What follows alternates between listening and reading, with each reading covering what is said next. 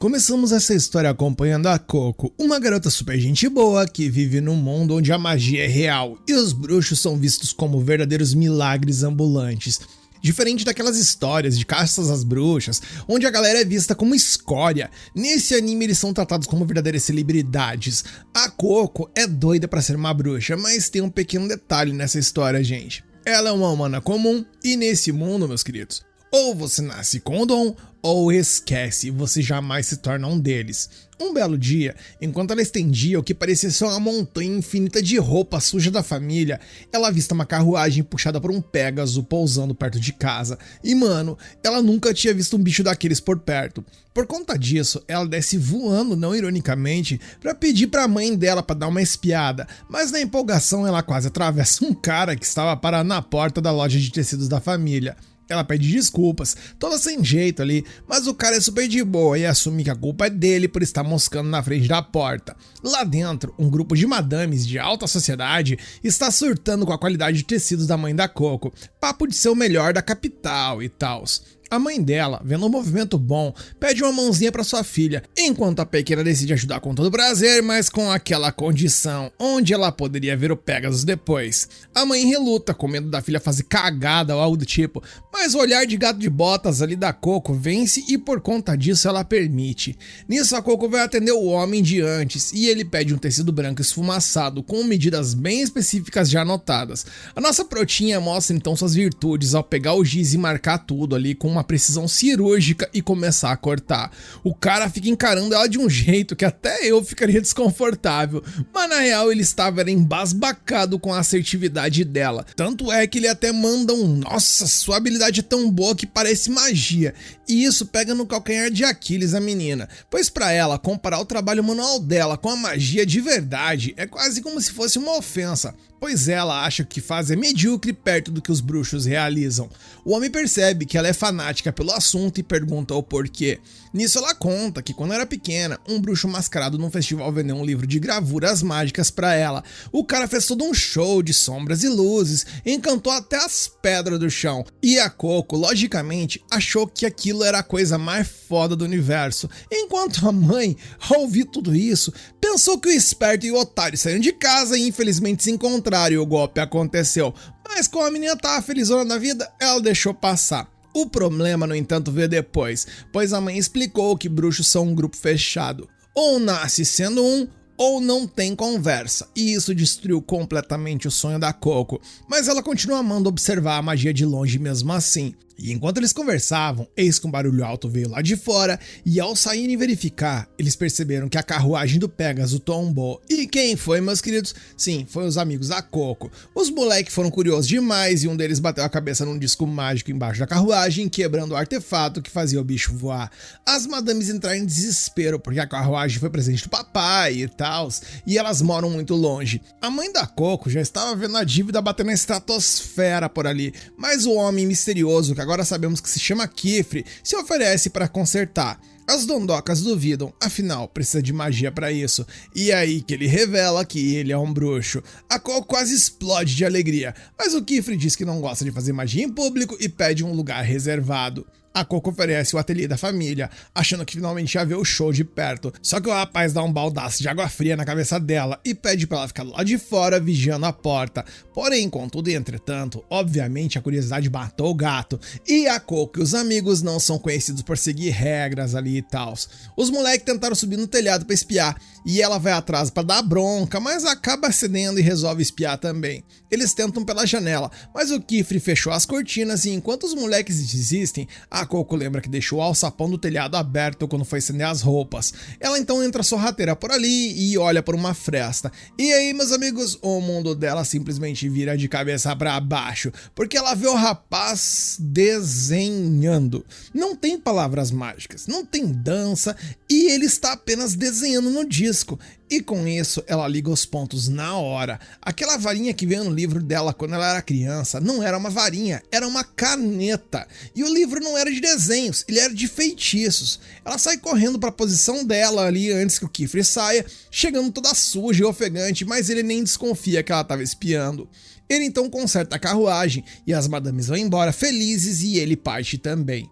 A mãe da Coco fica aliviada, achando que a filha iria querer fugir com o bruxo e tal, mas a Coco dá aquele abraço nela e diz que nunca deixaria. A cena então mudou e à noite a Coco não consegue dormir.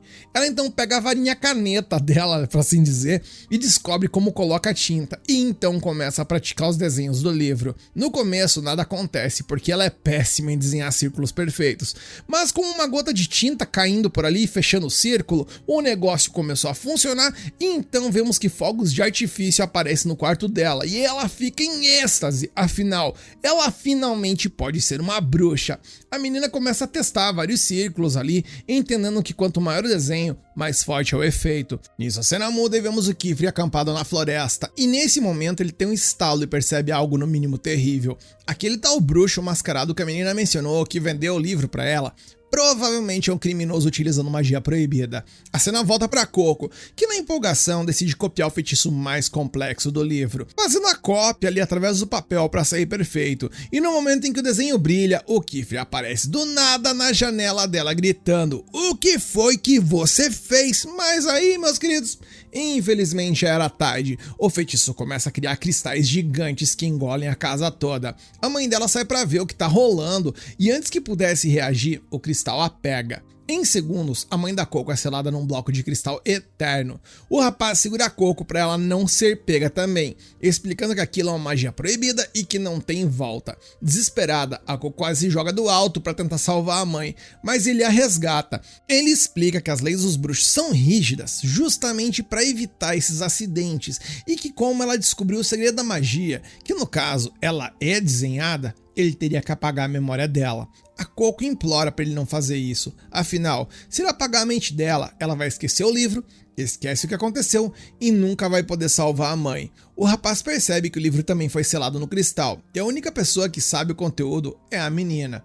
Ele vê então uma chance por ali.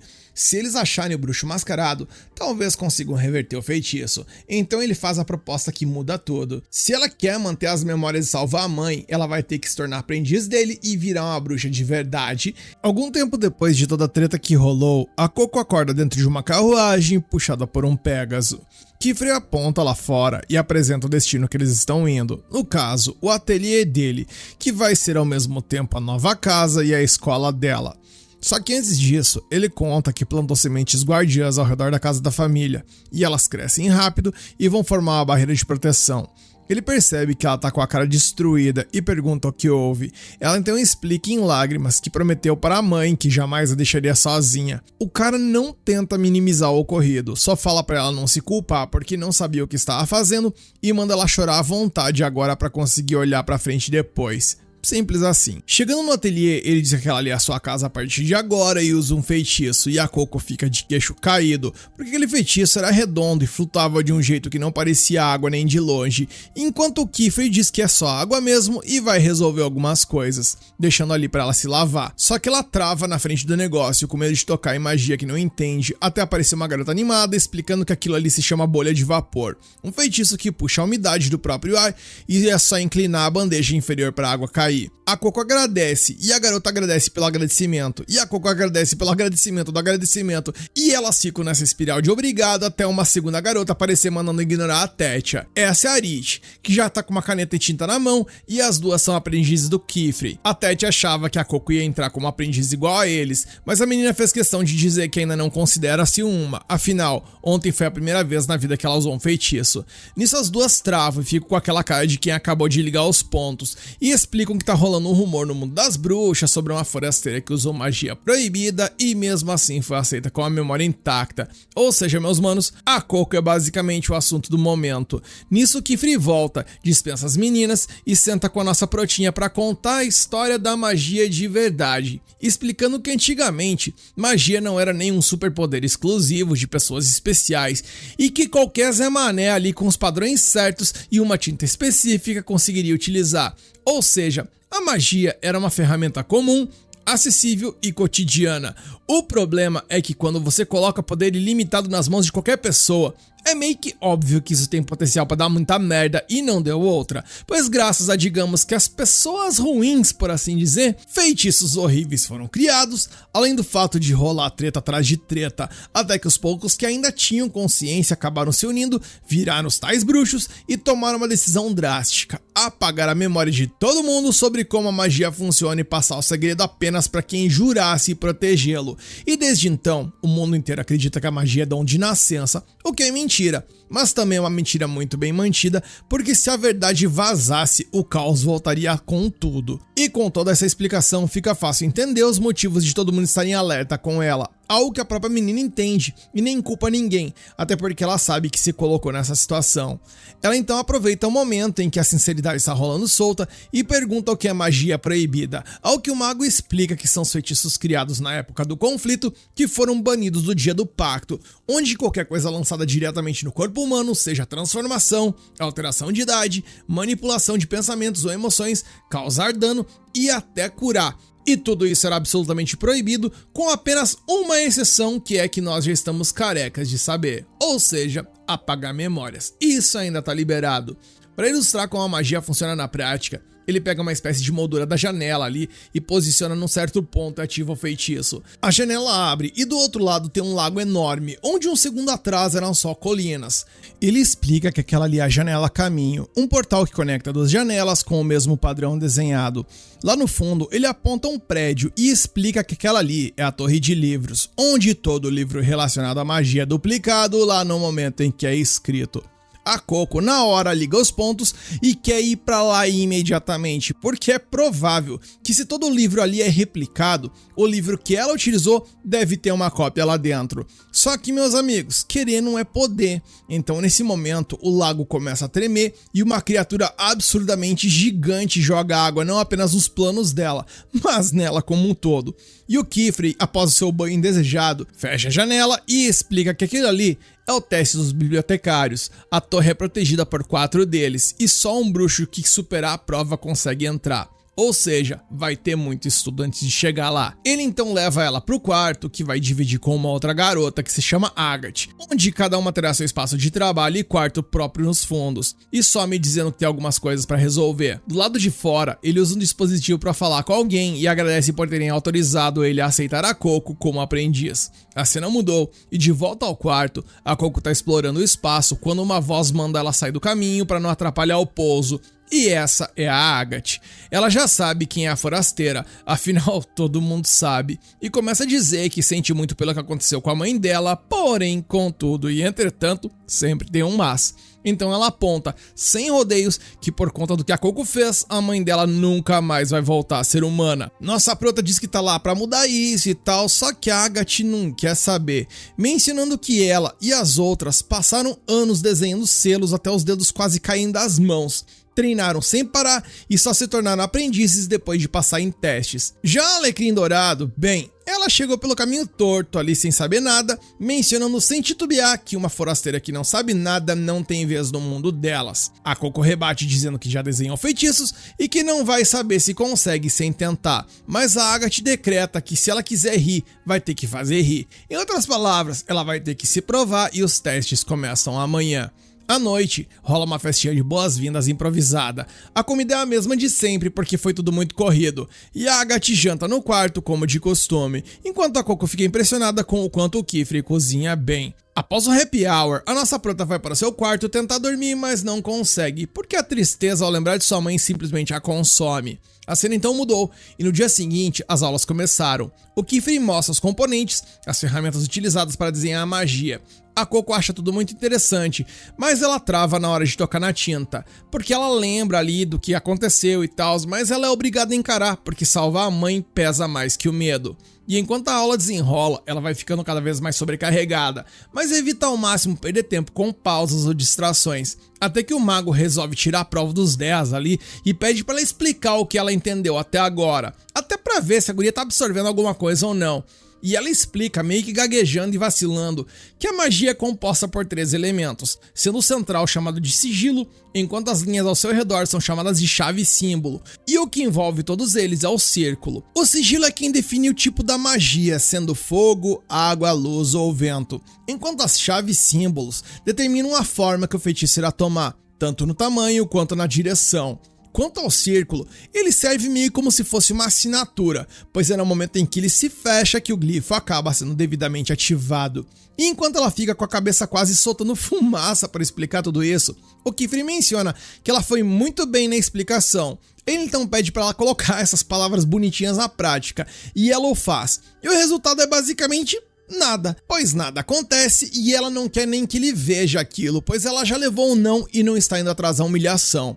O rapaz explica que ela está se fazendo de coitada à toa, pois tudo que aconteceu, ou no caso não aconteceu, se deve ao fato de que o círculo não foi devidamente fechado. E ao fechar, a magia até se ativou, mas se o resultado de não funcionar já não foi bom, o resultado após funcionar foi deveras catastrófico, pois ela não ironicamente deu um banho de água na Agatha, que contra todas as possibilidades do universo, não apenas se manteve calma enquanto estava completamente ensopada, mas também explicou o que rolou de errado por ali, dizendo que o fato dela ter feito aquele garrancho gigante no lugar de uma chave símbolo de tamanho igual, fez com que o feitiço fosse atirado naquela direção. O Kiefer, ao vislumbrar isso, fica impressionado com a Agatha, como sempre, e é exatamente por isso que ele decide deixar a Coco sob os cuidados dela, enquanto vai passar uns 2 ou 3 dias no grande auditório bruxo. A Coco até tenta argumentar, mas ele manda ela prestar atenção na colega e aprender e some. Enquanto isso, a Agatha olha pra ela com aquela cara séria e um olhar de fome,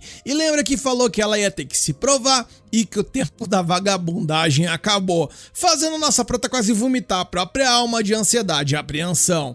A cena então mudou e a gente vai direto para o grande auditório bruxo, que por sinal é uma cidade inteira submersa, um negócio absurdo nível Raptor de BioShock. E estando lá, o Kiefer mal chegou e já dá uma topada em uma mulher que surge das sombras que se chama Lyra. Ela já chega chamando o cara de problemático do grande salão e manda aquela de que faz tempo que não se vêem. Ele tenta meter a marra de que não é mais essa pessoa, mas ela não compra a ideia. Afinal, o maluco já tá causando confusão de novo. Ela tá ligada na nova aprendiz e o Kiefer fica com aquela cara de tacho sem entender como a fofoca espalhou tão rápido. A mulher explica que a Coco pode ter ligação com um grupo muito suspeito chamado Chapéus de Abas. Ela continua e diz que faz mais de 4 anos que ninguém utilizava magia proibida. Então a nossa prota é basicamente o loot lendário de informação que eles não podem ignorar. Ele concorda que a guria é uma pista forte, mas o problema é o teste. Nessa época do ano, a área de prova fica no nível de dificuldade hardcore, no nível mais alto e perigoso, e se vacilar ali, meus amigos, já era na certa. Voltamos então ao ateliê, e a Agatha já tá preparando o portal, e a Coco tá com aquela cara de quem sabe que vai dar ruim, ainda mais sem o professor pra segurar a mão dela. A Agatha, com a simpatia de uma porta, joga na cara dela que faria o teste sozinha de qualquer jeito, lembrando que passou nessa mesma prova quando tinha apenas 10 anos. Segundo ela, é assim que a banda toca e a Coco tá na mesma situação que todo mundo. O teste tem um nome muito bonito chamado Permissão do Rei e a missão é muito simples. Ela pode levar apenas 3 itens de inventário e ela precisa chegar ao topo da Cordilheira Dada e farmar a erva da coroa do rei que cresce por lá. A Agatha entrega a orbe de guia, que funciona ali como se fosse uma bússola para ela não se perder. Além disso, manda também a bolha de vapor para ela garantir a hidratação. Só que na hora de escolher o terceiro item, a Coco dá uma de João sem braço ali e menciona que as sandálias da Agatha são muito legais e tal, aí ajudam a voar, e ela pede o equipamento emprestado. A Agatha manda aquele silêncio julgador de você tá de sacanagem com a minha cara, né? Mas ela dá aquela respirada fundo e solta o item. Ela manda a Coco pelo portal e de um jeito bem sacana, só avisa a regra mais importante quando a menina já tá do outro lado. O teste é tentativa única, bem ao estilo roguelike. Se falhar, já era. Não tem save state nem porra nenhuma. Sem aprendizado, sem Kiefer e sem chance de salvar a mãe. Pois bem, a Coco entra na floresta com o coração na mão e se convence de que aquilo ali é só um passeio no parque. E conforme ela está caminhando, ela já dá de cara no chão nos primeiros passos, sacode a poeira e segue o orbe. Quando ela sai da floresta e dá de cara com a Cordilheira Dada, o cérebro dela quase derrete. A tal erva tá lá no alto, numa ilha flutuante. Ela olha para o céu, vê um pássaro, olha para as sandálias e manda um voa pro vento. achando que tá no controle de voz. E bem, obviamente não acontece nada. Aí ela percebe que o selo tá dividido entre os dois pés e que precisa deixar os calcanhares alinhados. Ela tenta de novo e finalmente consegue levantar voo, só que ali por uns 2 segundos no máximo antes de beijar o chão com vontade. A guria não desiste e tenta e cai. Entra na floresta sem querer, cai de novo, mas continua na base da persistência. Enquanto a Coco tá ali sofrendo, quase sendo esfolada viva, o Kiefer tá no grande salão resolvendo a papelada. A Lyra manda aquela piadinha de que ele devia morar lá, de tanto que aparece, mas ele corta dizendo que só vai quando precisa. Ela sabe que o cara ainda guarda um rancor absurdo daquele lugar, então muda o foco e manda ele ficar de olho nos aprendizes, porque criança sem supervisão é a certeza que vai dar merda. E mal sabe o Kiefer o peso gigantesco dessa frase, hein, gente? Porque voltando pra montanha, a Coco finalmente pega o jeito de se equilibrar no ar e tenta subir mais alto, mas acaba fazendo um pouso forçado numa das ilhas voadoras. Ela se pendura numa raiz pra não ir de arrasta pra baixo, e do nada aparece um bichinho no mínimo esquisito e esbarra nela e obviamente derruba tudo. A menina despenca, quase se esbagaça no chão e o bicho desce de boas como se nada tivesse acontecendo. Aquilo ali é uma lagarta pincel, um bicho que ela nunca viu na vida e que agora cismou de virar o pet dela na missão. E aí o negócio ficou louco de uma vez. Quando ela olha para as sandálias, vê que tá tudo sujo de lama. Ela tenta limpar e, meus amigos, aí vem um momento de puro desespero. Ela esfregou o selo e apagou aquela caceta. O feitiço simplesmente foi de base. Ela lembra até que dá para redesenhar, abre a bolsa para pegar a tinta e toma o maior banho de água fria possível. Afinal, o vidro de tinta estourou, melou tudo e estragou o item. Então, sem voo, sem tinta e sem plano, é mole o que é mais. A cena mudou e lá no ateliê, a Tétia descobre que a Coco foi para a Cordilheira Dada e quase tem um treco. A Agathe fria como gelo, manda na lata que todo mundo fez esse teste e se a Coco não consegue tancar um desafio nível tutorial, não merece estar ali. Ela joga real, dizendo que não tem paciência para carregar a noob, ainda mais uma forasteira. A conclusão da Agathe é que pra Coco já era rapidinho, porque as sandálias sozinhas não dão conta da altura da montanha nessa época. E enquanto a Tétia tá ali quase vomitando o coração e perdendo a fome, a Rich tá totalmente de boa e nem aí pro rolê, pedindo pra bater aquele pratão e nada mais do que isso. A Tétia fica incrédula de ser a única preocupada, enquanto a Rich, por sua vez, diz que agora não resta fazer outra coisa a não ser sentar e esperar o Kiefer voltar. Então voltamos pra montanha, onde a Coco tenta fazer o impossível e alcançar a ilha só esticando o bracinho. Lógico que não vai rolar. Ela percebe que não tem saída e tenta dar um jeito de redesenhar o selo com a raspa do tacho de tinta que sobrou na bolsa, mas a sandália tá ensopada e a tinta vira água antes de grudar. Ou seja, gente, nada feito. Nisso, o desespero bate e vem a ideia de Jerico. E se eu desenhar no meu próprio pé? Sorte que o cérebro deu um tranco ali e ela lembrou que magia no corpo humano é proibida e dá ban na hora. Ela desiste dessa loucura de imediato. E é nessa hora que o desespero faz a pessoa crescer, porque ela então chegou ao fundo do poço e começou a achar que a Agathe estava certa e que ela é uma completa inútil. Ela pensa que a galera ali já treinou a vida inteira, tem os macetes nos dedos, enquanto ela chegou ontem achando que ia solar o boss e não ia dar. Ela quase aceitou a derrota, inclusive, achando que não tem o tal do dom pra coisa. Só que aí vem o flashback salvador. Ela lembra da mãe dela, ensinando a guria a cortar o tecido desde pirralha. Todo dia a mesma coisa, a mão guiando a tesoura, até ela ficar tão pro player na costura que o próprio Kiefer achou que era magia. É aí que a chavinha vira na cabeça dela. Ela tem magia sim, mas é do jeito dela. A cena muda e a guria já tá no modo senko de Dr. Stone, pura ciência e improviso. Ela cata umas pedras pontudas, enrola um pedaço de pano na ponta, usa a tinta diluída e improvisa uma caneta. A capa dela, que tava dura de tanta lama seca, vira a tela do desenho. Ela respira fundo e manda o primeiro traço, lembrando da mãe guiando a mão dela. Lembra também do que o professor falou, que mão tremenda é normal quando você está aprendendo uma mecânica nova. Então ela adaptou para uma mecânica que ela já domina. E o resultado, senhores, é uma vela de barco feia, torta e toda cagada, mas feita de propósito, porque ela prestou atenção na aula e sacou que um símbolo zoado joga a força toda pra um lado só. Ela fez o bagulho desequilibrado na maldade mesmo, só pra ser jogada lá pra cima. A lagarta pincel fica toda no hype ali do lado dela, enquanto ela pergunta se o bicho quer ir junto no rolê e ele topa e ela manda ele segurar firme. E meus queridos, ela fecha o anel. O vento vem que é uma pedrada. O barquinho improvisado começa a se desfazer com a força bruta do negócio. A vela dá um tranco e sobe descontrolada, levando a Coco junto. O negócio é instável, medonho e é puro suco do improviso. Mas funciona, gente. Ela simplesmente tá voando com um feitiço hackeado por ela mesma, usando a skill de costura que farmou a vida toda. Lá de cima, ela olha pro horizonte, lembra da mãe que ensinou tudo sem nem saber e dá aquela chorada básica de alívio, mas logo foca na missão. O minimapa aponta pra cima e a erva coroa do rei tá logo ali. Ela acha a planta e tenta fazer o pouso, mas passa lotada na velocidade da luz. Tenta de novo e mais uma vez erra feio. Nesse vai e vem, quase dá de cara com outra ilha e tem que recalibrar a rota. Aí ela olha pra própria mão, grita pela mãe, diz que vai tancar as consequências do que fez e parte pro tudo ou nada, esticando o braço no limite sem segurar em nada. E a cena então muda para o ateliê, onde o Kifre acaba de chegar. Ele ouve toda a treta que rolou e já vai puxar o portal para resgatar a menina. Até te avisa que se ele interferir já era. O cara tá pouco se fudendo pra essa regra, dizendo que a guria é muito low level pra isso e tal, e que a vida dela tá em risco e que ele não vai deixar ela aí de arrasta.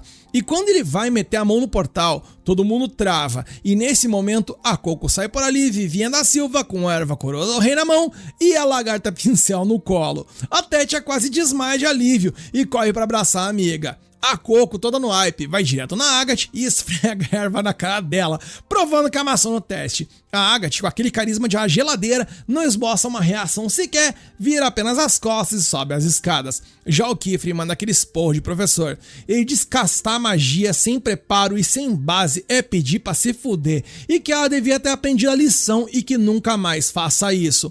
A Coco abaixa a cabeça e pede desculpa sentindo o peso da bronca. Mas logo depois, o cara mudou o tom. Ele então joga real e diz que ela nem precisava ter quase morrido pra provar nada, porque ela já era aprendiz dele desde o início. Ele então puxa uma caixinha enquanto a Tétia surta de alegria, e a Coco abre pra encontrar um loot final ali. Um uniforme completinho de bruxa com direito ao chapéu pontudo e tudo. Ele manda braba dizendo que o chapéu é motivo de orgulho, mas também uma corrente pesada para nunca esquecer de não abusar do poder.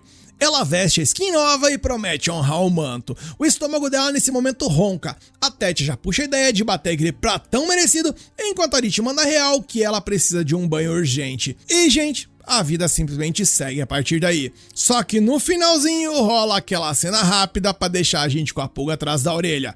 O maluco mascarado que tava só de camper observando tudo, abre um sorrisinho sádico e solta que a semente dele brotou. A cena mudou e agora que a Coco finalmente é uma aprendiz oficial, o Kifre já coloca a menina pra suar a camisa treinando os 4 sigilos básicos. No caso, água, terra, fogo e levitação.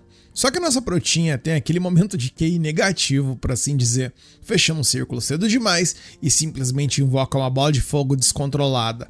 Nesse momento bate um desespero total nela, porque ela não faz a menor ideia de como lidar com essa situação. Por sorte, a Tétia chega jogando um balde de água fria no fogo e salva o dia. Passado o susto, a Tétia pergunta o que diabos ela estava tentando fazer, e a Coco diz que queria desenhar um selo de levitação perfeito, então estava aquecendo desenhando sigilos de fogo. O Kifre chega por ali com uma toalha para secar a guria e manda real. O fogo é caótico e sem forma, então se você errar a mão no desenho ali, por assim dizer, o bagulho vai ficar imprevisível e perigoso. Ela abaixa a cabeça e promete focar mais. Nisso, a Tétia questiona qual o sentido da Coco ficar treinando levitação, sendo que ela já amassou naquele teste lá na Cordilheira Dada e tal. A parada é que, mesmo mandando bem na missão, ela arruinou as sandálias de voo da Agathe. Ela até conseguiu limpar a lama e tal, só que a mão dela ainda treme muito e ela não consegue refazer o selo mágico perfeito, o que significa que ela não consegue devolver as sandálias da colega até consertar o estrago. Ouvindo isso, o Kifre liga os pontos e acha que o problema dos traços tortos dessa guria pode ser a caneta. Como ele pegou qualquer uma aleatória do inventário dele ali pra dar pra ela, talvez ela precise escolher uma ferramenta que encaixe melhor na própria mão. E é por isso que ele decide levar a party inteira para a loja de suprimentos mágicos em Carum, a cidade de bruxos mais próxima do ateliê. Quando eles chegam e pousam na cidade, a Coco fica de queixo caído com a quantidade absurda de bruxos por metro quadrado. O Kifre entra no modo professor e explica a lore do lugar. A cidade foi construída inicialmente para tancar uns vermes topeiras gigantes que viviam por ali. Mas a barreira funcionou tão bem que a galera foi se aglomerando até virar uma metrópole mágica. A história é brabíssima, só que a Coco não tá prestando nenhum pingo de atenção, pois ela tá completamente hipnotizada pelas magias rolando solta nas ruas. Enquanto isso, a Agatha, que ainda está com aquele rancor no coração de causar arrepios por conta do teste lá da forasteira, disse que não quer ficar perto dela e que vai dar um rolê sozinha. O professor libera a guria de boas, pede apenas para que ela encontre o grupo depois na loja e vira pra Coco perguntando como tá a relação das duas, porque o clima tá mais pesado que chumbo. A Coco, com aquela inocência de protagonista, diz que não entende a hostilidade, mas espera que um dia elas consigam ser amigas. A galera então segue rumo à loja, mas a Coco continua vacilando e se distraindo com qualquer feitiço aleatório na rua e fica pra trás. A Tete dá aquele puxão de orelha básico, avisando pra ela colar no grupo, porque ninguém quer gastar metade do dia procurando o noob perdido. A menina até tenta focar, mas o olhar dela acaba batendo num beco escuro e a mente dela volta na hora pro dia em que aquele mascarado entregou o livro amaldiçoado pra ela. Antes dela viajar demais, a Tete chama ela de novo e apressa o passo. Eles então finalmente chegam na loja, e a primeira coisa que a Coco nota é uma árvore gigantesca crescendo bem no meio do estabelecimento, um negócio absurdo que ela nunca tinha visto na vida. A reação de espanto dela deixa o dono da loja meio chocado, afinal que diabo de aprendiz não conhece a tal da árvore de prata? O Kiefer dá aquela passada de pano básica ali, dizendo pro cara pegar leve porque ela é nível 0 nesse universo. Ouvindo isso, o homem liga ao radar da fofoca e saca que ela é a famosa forasteira que virou a aprendiz. A Coco fica totalmente sem palavras, sem saber como chamar o cara. Até a Tete dá o toque de que o nome do cidadão é Nonoa e ele é o dono do pedaço. O Nonoa conta com um orgulho possível e até meio que impossível de que ele e o neto são os responsáveis por todos os itens da loja, inclusive pela extração de tinta em várias concentrações diferentes. E como a Coco não fazia a menor ideia de que a tinta precisava ser extraída, o Nonoa chama a guria pra ver o processo ao vivo. Ela sobe as escadas toda empolgada e no caminho tromba com o Tartar, o neto do cara, que tá focadaço ali esculpindo uma caneta. Ela fica maravilhada com a concentração do moleque, algo que ela definitivamente não tem. Tanto é verdade que ela acaba até acordando pra vida e continua subindo. Chegando no andar de cima, o Nonoa pega um galho quase morto da árvore de prata, joga num frasco e começa o processo. E em poucos segundos, a água fica completamente preta e ele manda a aula. A árvore de prata é linda e prateada quando tá viva, mas assim que vai de vala, ela fica preta e extremamente tóxica. O pulo do gato é que, fervendo esses galhos mortos, ele solta uma seiva que, depois de retirar a umidade, vira um frasco concentrado de pura tinta de conjuração. O Kiefer complementa a informação ali explicando que a tinta comum, feita de fuligem, não chega nem aos pés da tinta de conjuração, que carrega a força vital da árvore de prata. Então é por isso que essa espécie é o material mais importante do mundo dos bruxos, garai, servindo de base tanto para tinta quanto para varinhas. E quando ouve a palavra varinha, o olho da guria brilha, e o Nonoa saca que foi por isso que eles vieram. Ele separa um pouco de tinta num frasco menor e manda ela testar os equipamentos até achar o que tem a melhor pegada para ela. As meninas então se espalham pela loja para ajudar na busca, mas aí, meus queridos, o negócio desanda, e desanda com muita força, pois a Coco olha pela janela e dá de cara com aquele verme maldito, ou seja, com aquele bruxo mascarado que vendeu aquela porcaria daquele livro para ela.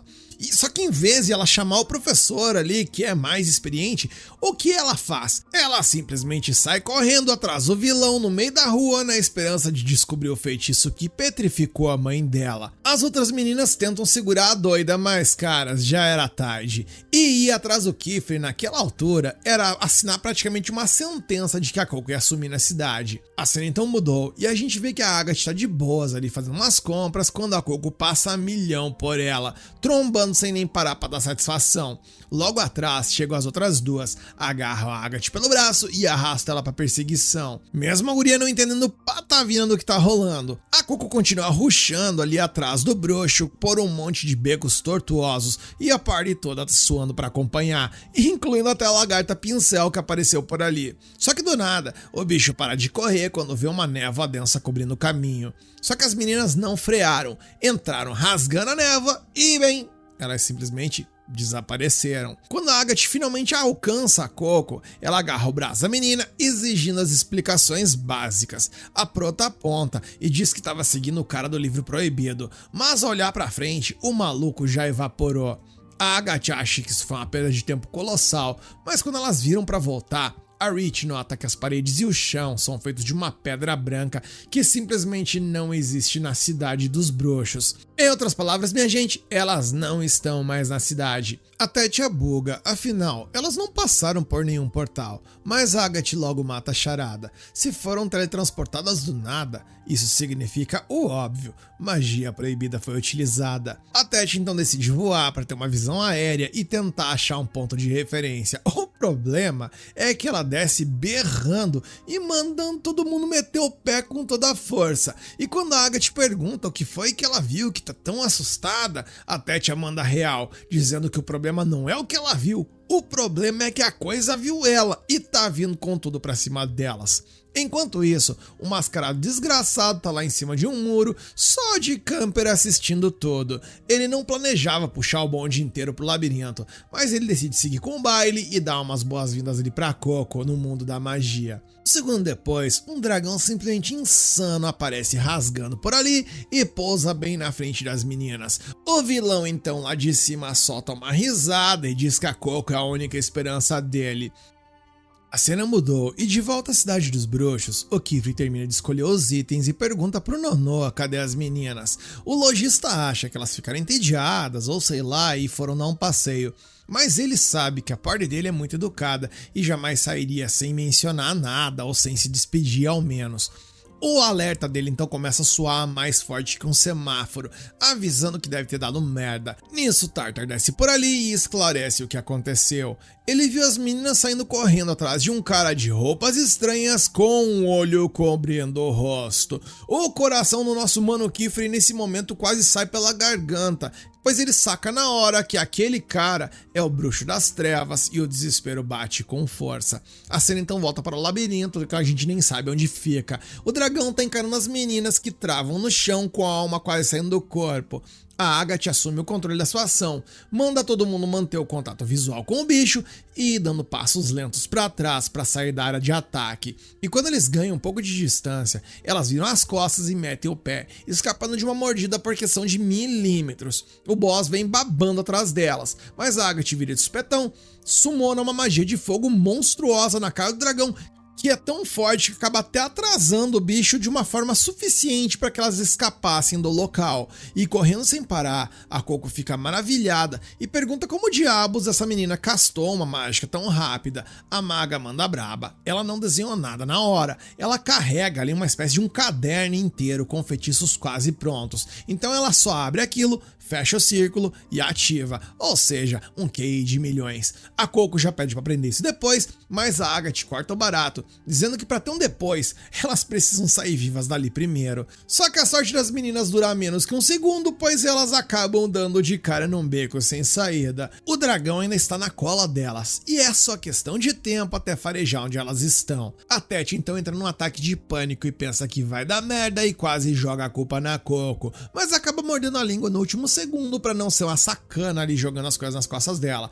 Só que mesmo assim, a Coco sente a pedrada e fica em silêncio, sabendo que o vacilo foi dela. A Agatha então bota a ordem na casa e diz que vai summonar uma magia pesada para destruir a parede, mas ela precisa de um tempo ali para desenhar. Ela então pede pra Tete arrumar uma distração, e a guria encontra uma solução rápida para o problema, fazendo ali um feitiço de levitação na própria roupa e jogando pro alto. O dragão vê a movimentação e vai atrás, dando aquele respiro vital para a equipe. E quando tudo parecia que ia dar certo, no final das contas deu foi muito errado e tudo desandou. A Coco tava olhando pro teto e vê um sigilo mágico gravado na pedra e decide avisar a Agatha. E como ela fez isso, gente? Ela simplesmente tocou no ombro da maga no meio da conjuração. A mão da Agatha tremeu, o desenho virou uma merda e o feitiço foi pra casa do caralho. A Agatha obviamente virou no giraia de raiva. Ela dá um esporro colossal na Coco, gritando que nunca, jamais se encosta numa bruxa castando magia. A Coco pede desculpas desesperada, mas a Agatha joga muito pesado e manda um tiro de 12 ali no peito dela, dizendo que desculpas não consertam erros. Tanto é que a mãe dela continua de pedra. Ela manda a forasteira ficar no canto dela e não fazer absolutamente nada para não piorar a situação. E o clima, gente, fica devastador. E sem tempo pra refazer o desenho, a Agatha simplesmente acha que vai dar ruim pra elas, só que a Rich, calada na dela, já tava desenhando o mesmo feitiço e termina o círculo, explodindo um buraco na parede pra elas passarem. E apesar de elas terem sucesso ali pra arrebentar a parede, a Coco se sente um verdadeiro peso morto absurdo pra equipe. A cena então mudou mais uma vez para a cidade, onde o Kiefer e o Nonoa estão varrendo as ruas atrás das meninas, sem nenhuma pista de onde elas foram parar. Só que bem nessa hora, a lagarta pincel cola por ali e o Kiefer percebe que era o bichinho que tava ali com a Coco. Ele então se aproxima e pergunta se ele consegue rastrear a party. O bichinho então aponta pro lado que elas sumiram e sai correndo, com o Kiefer logo atrás, rezando com todas as forças para chegar antes que dê ruim para elas. Conforme as coisas se desenrolam, o dragão sacou a distração da Tete e voltou a caçar as meninas com sangue nos olhos. Elas correram a plenos pulmões para tentar escapar, mas sabem quando você não está em um bom dia e as coisas acabam dando tudo errado? É exatamente isso que está acontecendo com o nosso quarteto, pois elas acabaram dando de cara com o exato lugar onde começaram e sem muitas opções, e com o monstro fungando o cangote delas.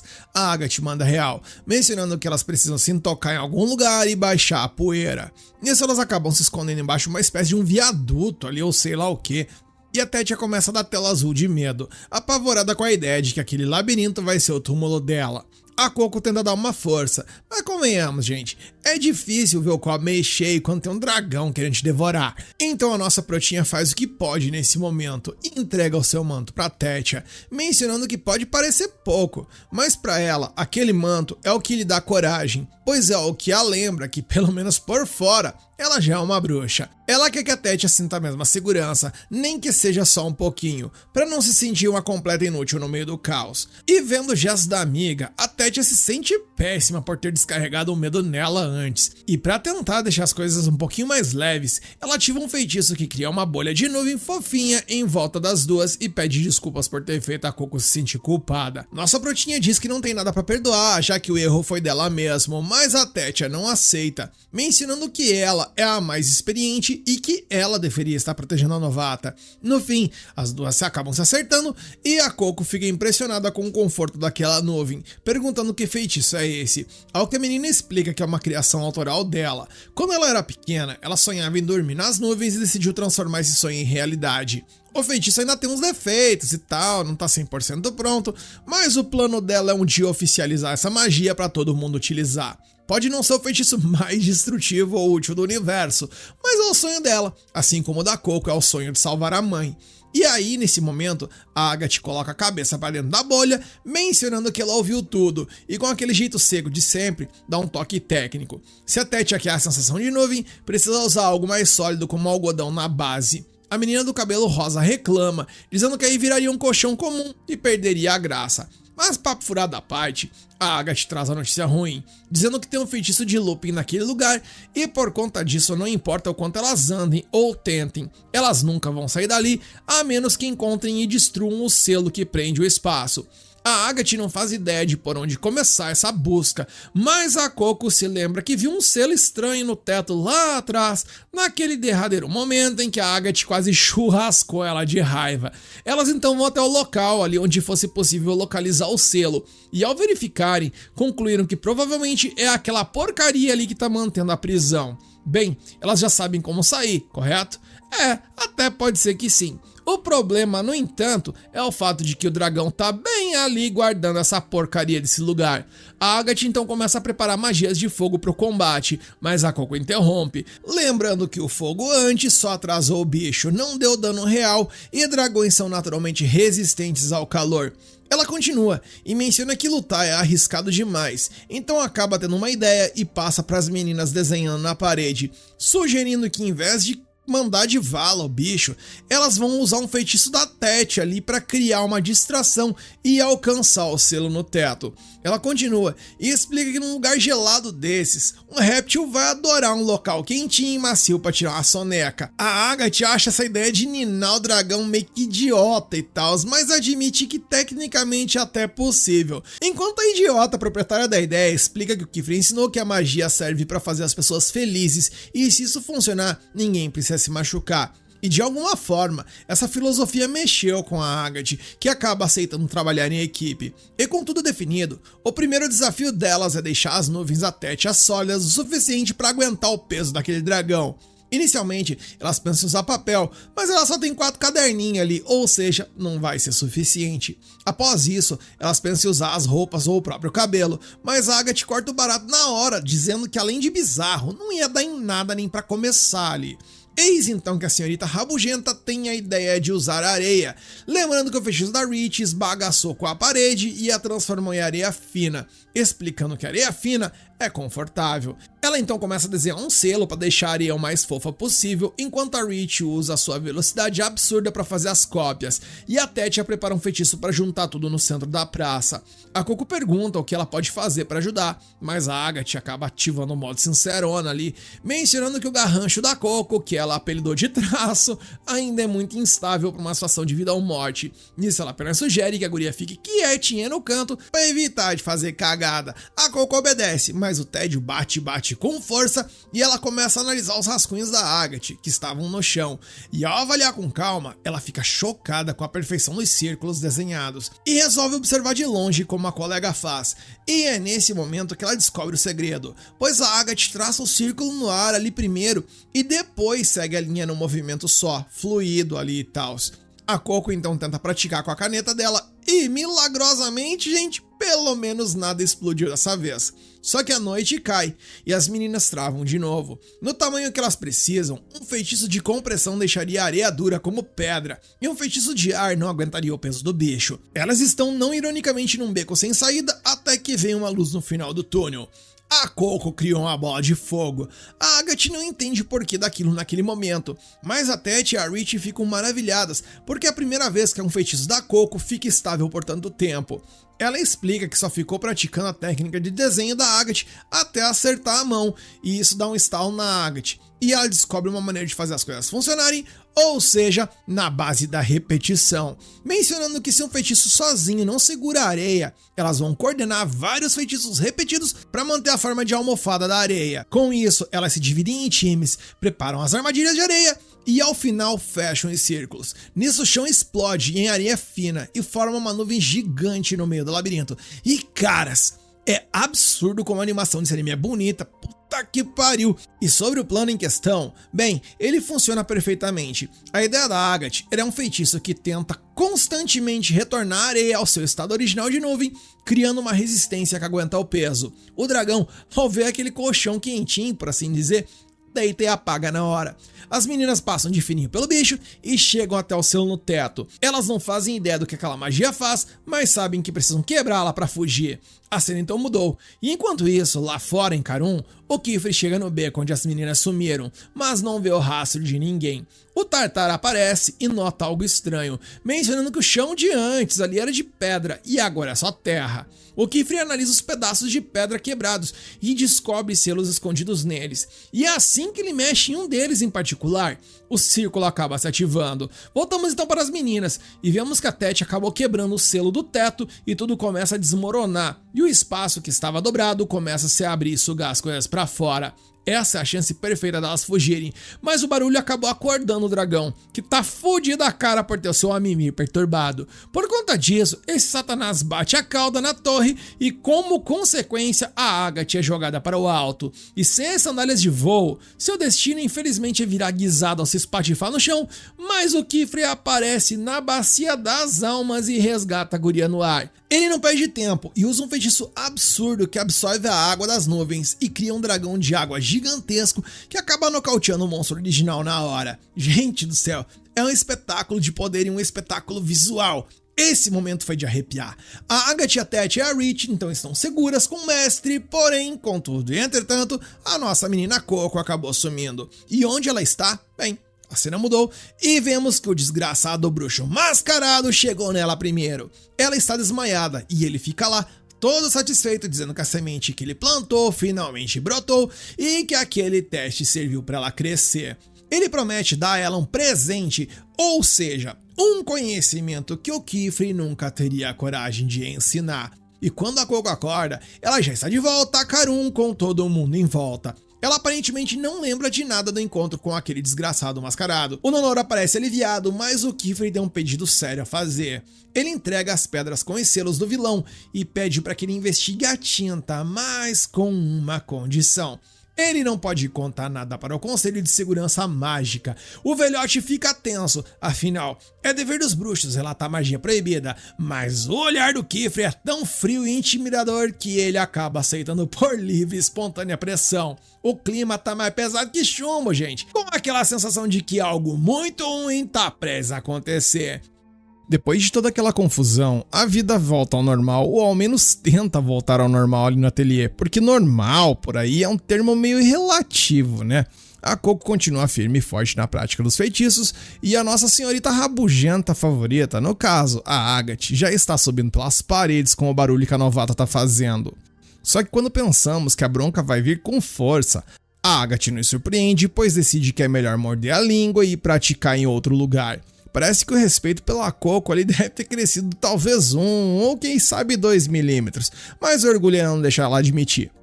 Ela então vai para um lugar no meio do nada, na beira de um penhasco, treinar ali um feitiço de luz e ao conjurar, ela até consegue fazer o negócio fumegar, mas a coluna de luz sai toda troncha e instável, e ela sabe que para chegar no nível de apelação do Kifri, ainda vai ter que comer muito feijão com arroz. Enquanto isso, a Coco está num dilema terrível com a caneta, pois ela passou a vida toda rabiscando ali com aquelas pedras de giz gigantes para marcar o tecido, ou seja, a mão dela não está se acostumando com a delicadeza da caneta. Por conta disso, o traço dela sai todo cagado, que é um pesadelo para quem precisa de precisão, né, gente? Ela tá frustrada por não ter sido útil lá na última emboscada que elas passaram, mas a exaustão vai batendo forte e ela quase apaga por ali mesmo. Eis aí que o Kifri aparece do nada, ou o cara deve ter um sensor pra flagrá-lo no moscando, só pode. Ele avisa que dormindo serena é pedir pra pegar um resfriado, e vendo que a guria está com o emocional esbagaçado por achar que nunca vai chegar à torre de livros, ele resolve usar a tática do ensino por meio do estômago. Nisso ele leva a guria pra cozinhar e oferece pra ela um ensopado. Ela prova e acha uma delícia, só que aí ela descobre que aquela gororoba foi preparada há 2 anos. A Coco já quase tem um infarto ali pensando que vai estar no lucro se tiver apenas uma diarreia com a infecção estomacal, mas o mestre explica que o caldeirão tem um feitiço de preservação e ele mantém tudo como se estivesse acabado de fazer. Para animar a menina, ele propõe a ela um desafio. Ela deveria assar uma batata usando o feitiço de bola de fogo que aprendeu. A Coco vai toda empolgada, mas na hora de colocar a batata acaba caindo direto no desenho e apaga o fogo.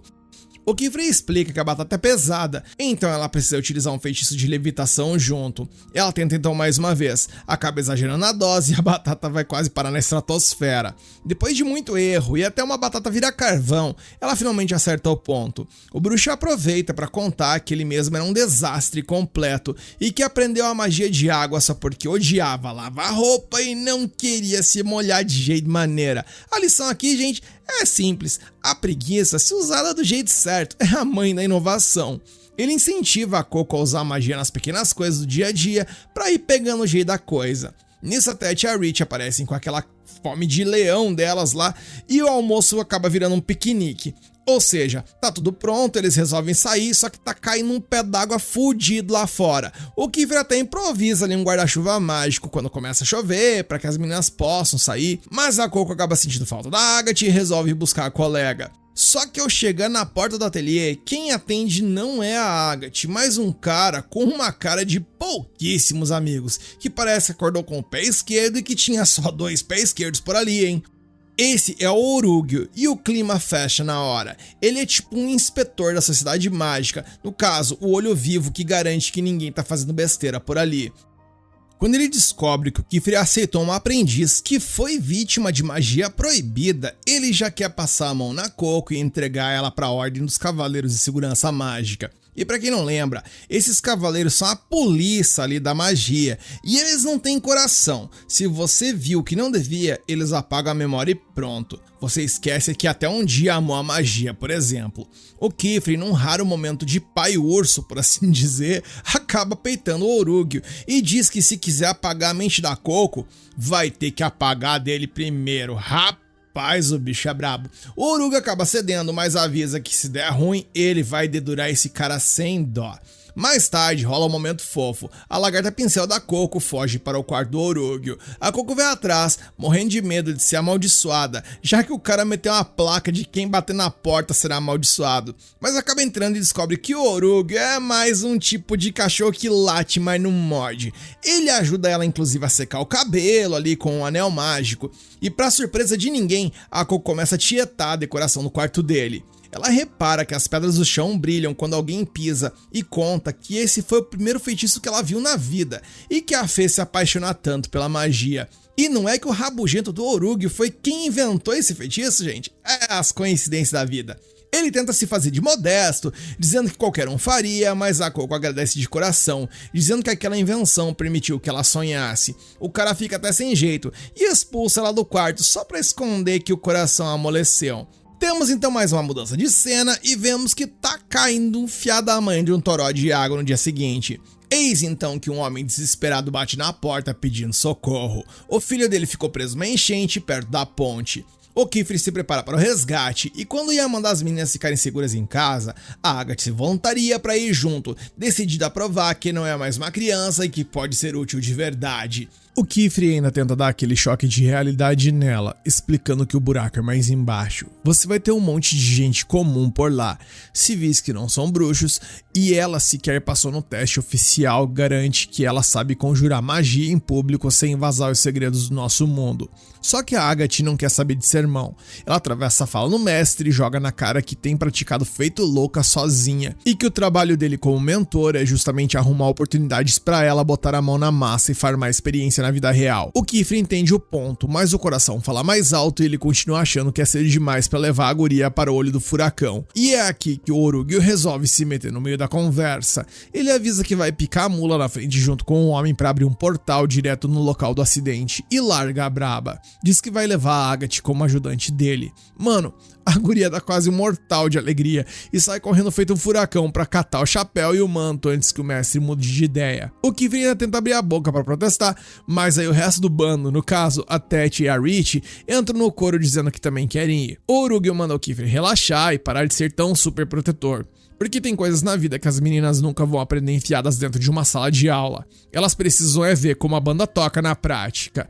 O Kifre aceita a derrota, mas o frio na espinha continua lá. Ele conhece as pupilas, especialmente a Agatha. O problema dela é que ela foca tanto nas frustrações daquilo que ela ainda não consegue fazer, que esquece de comemorar as pequenas vitórias do que já domina. E se ela não segurar a ansiedade de querer crescer antes do tempo, essa pressa toda ainda vai fazer ela meter os pés pelas mãos e dar um passo em falso daqueles bem feios. Um tempinho depois, lá estão o Orugyo e a Agatha montados a cavalo, rasgando a estrada atrás do homem em direção ao local do desastre. No meio do caminho, o Orugyo já manda aquele alerta básico ali pra guria tomar cuidado pra não derrubar as tralhas dele, porque o chão por ali é o puro suco de instabilidade por causa do toró de água. Quando eles finalmente brotam no rio, o cenário é de cortar o coração, gente. Exatamente o desespero que o pai tinha pintado.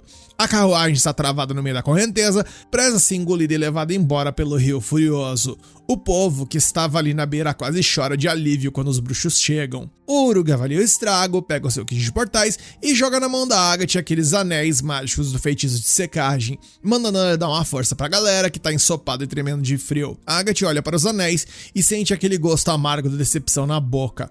Ela vira pra ele e pergunta se é só isso que ele tem pra ela fazer, porque na cabeça dela, o plano era chegar conjurando feitiços colossais e salvando o dia de um jeito cinematográfico. Só que o Orugyo dá um banho de água fria na marra dela e lembra que nenhuma tarefa é pequena demais. No momento, o trabalho pesado não é pra ela, e no futuro vai chover oportunidades melhores pra ela se provar. Por hora, ajudar aquelas pessoas a não pegarem uma hipotermia é o melhor jeito dela ser útil. O problema é que embora o Orugyo estivesse apenas mandando a real dos fatos, a Agatha levou aquilo direto para o pessoal, e pra ela, o tom dele foi igual de quem fala com uma criança ignorante que não sabe de nada, e ela simplesmente odeia ser tratada assim, pois segundo ela, Ela tem se matado de treinar pra provar que é uma bruxa de respeito, mas como é que ela vai calar a boca do mundo se ninguém dá uma chance real pra ela mostrar do que vale?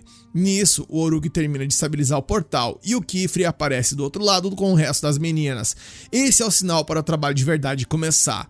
O Orugi voa direto na direção da carruagem para tirar as crianças que ficaram presas na armadilha de metal, enquanto o Kifre avança um pouco mais para frente, saca uma espada mágica absurda e crava ela com toda a força no fundo do rio. E o efeito é instantâneo. O fluxo de água ao redor da carruagem simplesmente trava. O negócio visualmente é de cair o queixo, mas não se engane, aquilo ali não é moleza, pois o bruxo precisa colocar cada músculo do corpo para trabalhar e segurar a espada centralizada contra a força bruta da correnteza. Nisso ele grita para o Orugi pisar no acelerador e tirar logo todo mundo dali. E o rapaz consegue resgatar a primeira dupla de crianças sem grandes dramas e volta correndo para buscar o último moleque. Assim que o resgate é concluído e todo mundo está seguro em terra firme, o Kifre finalmente pode puxar a lâmina de volta. Ele dá um corte estiloso ali no meio daquele rio violento, criando uma espécie de quebra-ondas que reduz a velocidade da correnteza para um nível aceitável e seguro. E graças a Deus, todo mundo saiu inteiro dessa. O homem que foi buscar socorro e que se chama Dagra abraça o filho com um choro de alívio puro. O garoto que se chama Costas pede desculpas por ter causado tanta confusão, explicando que só entrou naquela roubada para tentar salvar as mercadorias dele. O comerciante se vira para o Kifre e para o Orugi transbordando gratidão pelo salvamento, e o mestre diz que não foi nada. Ele ainda comenta que as suas aprendizes trouxeram alguns remédios na bagagem, então se alguém ali tiver ralado ou se machucado, elas podem fazer os primeiros socorros. Só que quando o Kifre olha para trás para chamar as gurias, vê o quarteto reunido perto das árvores, babando e hipnotizada pela espada mágica dele. A Coco, com os olhos brilhando, pergunta que relíquia é aquela, ao que o mestre explica que o nome da beldade é a espada divisória de águas. A lâmina tem dezenas de pequenos feitiços de água entalhados no metal, e o poder dela é tamanho que daria para partir um lago pequeno em dois com um único golpe. As meninas acham aquela coisa mais incrível do universo, e a Tete, toda serelepe ali, já estica a mão, perguntando se pode segurar um pouquinho. O Kifre corta o barato dela na hora com aquele tom de professor, dizendo que o brinquedo é perigoso demais para crianças e que elas só vão chegar perto de algo assim quando tiverem o treinamento adequado. Logo em seguida, Orugi avisa que vai subir o rio para ver se a enchente não fez mais vítimas por lá, e o Kifre decide fazer o mesmo descendo a correnteza. Ele chama a Tetia para ir com ele, enquanto o Orugi puxa a Rich, e sobra para Coco e para a Agatha ficarem ali na base ajudando a cuidar dos feridos. A Coco aceita a missão de boaça com o maior sorriso no rosto, mas a Agatha fica com aquela cara de quem engoliu um limão azedo por ter sido deixada para trás sozinha com a forasteira. A Coco saca na hora que a atmosfera entre as duas está pesadíssima e imagina que o motivo da Agatha estar tão azeda com ela seja o fato de que ela ainda não consertou e devolveu os sapatos de voo que ela estragou no primeiro teste. Ela coloca na cabeça que precisa resolver essa burrada o mais rápido possível para fazer as pazes. Enquanto isso, o povo do vilarejo continua na correria, tentando cobrir com lonas o resto de carga que não foi levada pela água. É aí que o Costas toma a decisão mais estúpida e sem noção de toda a sua vida. O garoto cisma de escalar um vão ali que a água cavou na encosta do penhasco só para tentar puxar uma caixa que ele avistou lá embaixo. O gênio simplesmente esqueceu que se tem um buraco ali é porque a água correu à terra, ou seja, aquela estrutura estava por um fio, parecendo um castelo de cartas. O Dagra até tenta gritar pro Costas tirar o rabo dali e subir correndo, mas antes que o aviso fosse feito, o inevitável aconteceu. A terra cedeu com um estrondo horroroso, causando um desmoronamento terrível que jogou toneladas de pedra e lama direto em cima do garoto. O Dagra entra em desespero total, vendo a cena e faz menção de pular lá no meio para cavar com as próprias mãos e salvar o garoto, mas a Agatha agarra ele e segura com força, avisando que se ele descer agora, a terra vai cair de novo e enterrar os dois vivos. Nisso, os olhos da Agatha correm pelo rastro do desmoronamento e ela gela ao ver o chapéu da Coco caindo no fundo do buraco. Por um segundo, o coração dela vai parar na boca com medo de a Coco ter ido de vala nesse desastre. Só que por sorte, a nossa protinha ressurge na beirada da água, tossindo e se arrastando, ali estando viva e tal, mas totalmente detonada pelo susto. O Costas, no entanto, não teve a mesma sorte. O garoto ficou preso lá embaixo, com uma rocha gigantesca esmagando as pernas dele, e a Coco não tem a menor condição física ou força para tirar aquele peso de cima dele sozinha.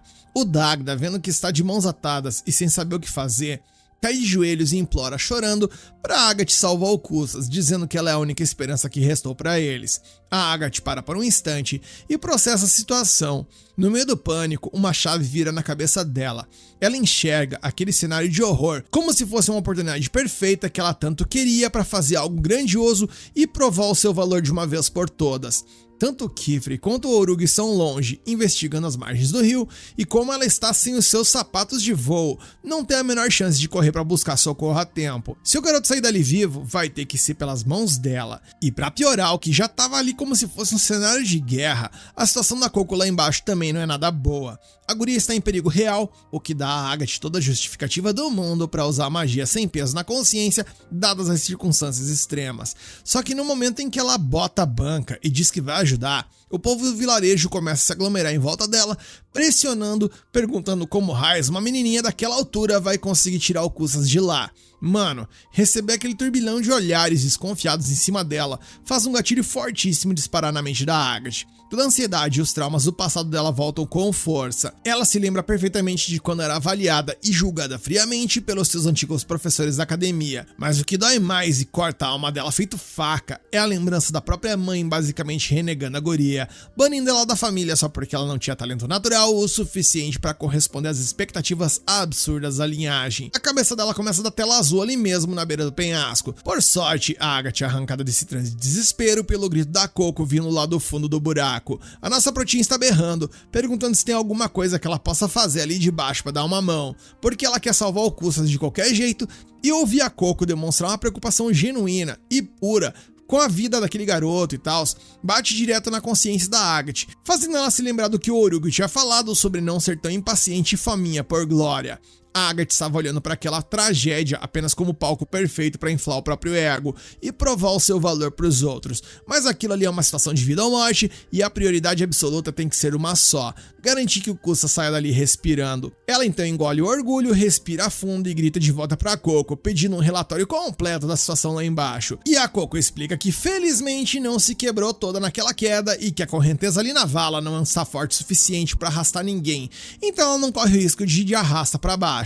O problema é que a lama está parecendo areia movediça, o que torna impossível ela subir o barranco sozinha e ela está completamente travada. E quanto ao Custas, o moleque acabou de apagar, e pelo que ela consegue ver, a perna dele deve ter virado poeira, porque a rocha que caiu em cima dele é um verdadeiro mamute de pedra, mencionando que nenhum daqueles adultos ali em cima teria força física para mover aquilo na raça. Então o único jeito de salvar o garoto é hackeando a física com magia mesmo. Só que aí vem o balde de água fria número 2. A bolsa da Coco ficou completamente ensopada na água do rio, o que significa que todas as suas ferramentas de desenho, papéis e tintas foram pra casa do caralho. E pra completar a desgraça, a Agatha não pode simplesmente desenhar um feitiço ali na frente de todo mundo, já que as leis dos bruxos proíbem que os civis vejam como os círculos são feitos. Se ela tentar rabiscar algo com aquela plateia em cima, vai dar ruim pra cacete. E no meio de tanta incerteza, a cena muda rapidamente para a alta cúpula dos bruxos. Lá na Torre Mágica, o Capitão Estes recebe um relatório urgente de que um incidente esquisito acabou de rolar num vilarejo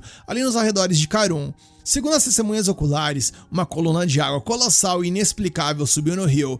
E como aquilo é uma anomalia que precisa ser investigada na hora, os cavaleiros se preparam para partir imediatamente. E de volta ao pé do penhasco, a Coco finalmente consegue se arrastar para fora da água, mas com a bolsa toda ensopada, ela continua de mãos atadas. É aí que a lâmpada acende na cabeça da menina. Ela olha para cima e grita perguntando se a Agatha está com aqueles anéis mágicos de secagem que o Orugue tinha entregado para ela mais cedo. A Agatha saca na hora qual é o plano da nossa prota e joga os anéis lá embaixo. Assim que ela pega os itens, a Coco começa a usar os feitiços ali do vento quentinho para secar sua bolsa e os papéis, conseguindo recuperar os materiais para poder desenhar de novo. O problema é que mesmo com a caneta seca, o impasse da plateia continua de pé. Normalmente, quando tem civis por perto, um bruxo precisa fazer mágica no modo furtivo, escondendo as mãos por baixo do manto para que ninguém descubra o segredo. A Agatha tem anos de treino e consegue fazer isso com o pé nas costas, mas a Coco é uma completa novata e não tem essa habilidade, então ela precisa olhar para o papel para não errar o traço. Sabendo disso, a Agatha percebe que vai ter que jogar no sacrifício. Ela precisa arrumar um jeito ali de distrair a multidão e comprar tempo para Coco trabalhar em paz lá embaixo. Ela então dá um passo à frente e se posiciona bem no meio dos adultos e rouba a atenção de todo mundo para si. Ela bate no peito, se apresenta com toda a pompa do universo, mencionando que ela é a aprendiz mais promissora do grande mestre Kifre e promete com uma firmeza que nem ela sabia que tinha, que vai usar sua magia para garantir que o Kusa saia dali são e salvo. Enquanto faz o seu discurso e mantém os olhos de todos vidrados nela, ela começa a desenhar um feitiço de luz por baixo de seu próprio manto, e com um movimento rápido, ela joga a magia para o céu, disparando um pilar de luz brilhante que estoura nas nuvens e toma a forma de um majestoso pássaro luminoso. E aquilo ali foi uma jogada de mestre, gente, porque serviu tanto como se fosse um sinalizador de emergência para o Kifre e para o Urugio saberem onde elas estavam, e também como uma distração perfeita para que ninguém desviasse olhar para o buraco onde a Coco estava operando. Só que lá no fundo do buraco, a realidade jamais o soco no estômago. Depois de secar suas coisas, a Coco se prepara para desenhar os feitiços de levitação que ficou praticando na cozinha.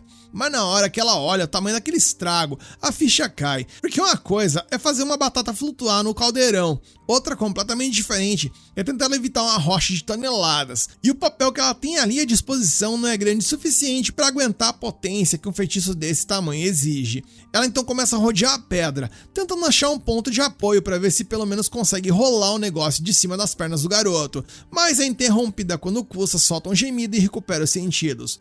A Coco corre para ver como ele está. O moleque abre os olhos todo groggy, sem entender nada do que está acontecendo por causa da dor do choque. A Coco tenta acalmar o menino, explicando que ela é uma das bruxas que veio dar uma força ali na enchente do rio. E o Kusa solta um suspiro de alívio, confessando que tinha acabado de ver um pássaro de fogo gigante brilhando no céu e achou que tinha batido as botas de vez e estava vendo a luz do além. Ao ouvir isso, a Coco olha para o céu, vê o reflexo da magia da Agatha e naquele exato milésimo de segundo, uma chavinha vira na cabeça dela. Ela tem uma ideia absurdamente genial de como tirar o Kusas daquela cova. Enquanto isso, lá em cima no topo do penhasco, o show da Agatha começa a perder o efeito. Os adultos olham pra ela e dizem que o pássaro de luz foi muito bonito e tal, um verdadeiro espetáculo visual, mas que na prática aquilo não ajudou em nada a tirar toneladas de pedra em cima do garoto. E o Dagda, com o coração na mão, pressiona a guria, perguntando se ela realmente tem algum plano de verdade pra salvar o filho dele, ou será só exibicionismo. A Agatha gela dos pés à cabeça e fica sem saber o que responder. Afinal, ela estava prestes a jogar no sacrifício para comprar tempo para a Coco trabalhar em paz lá embaixo. O Dagda, vendo que a guria travou, começa a perder a paciência de vez e esbraveja que ele mesmo vai descer lá naquele barranco para cavar e salvar o Kusas na raça.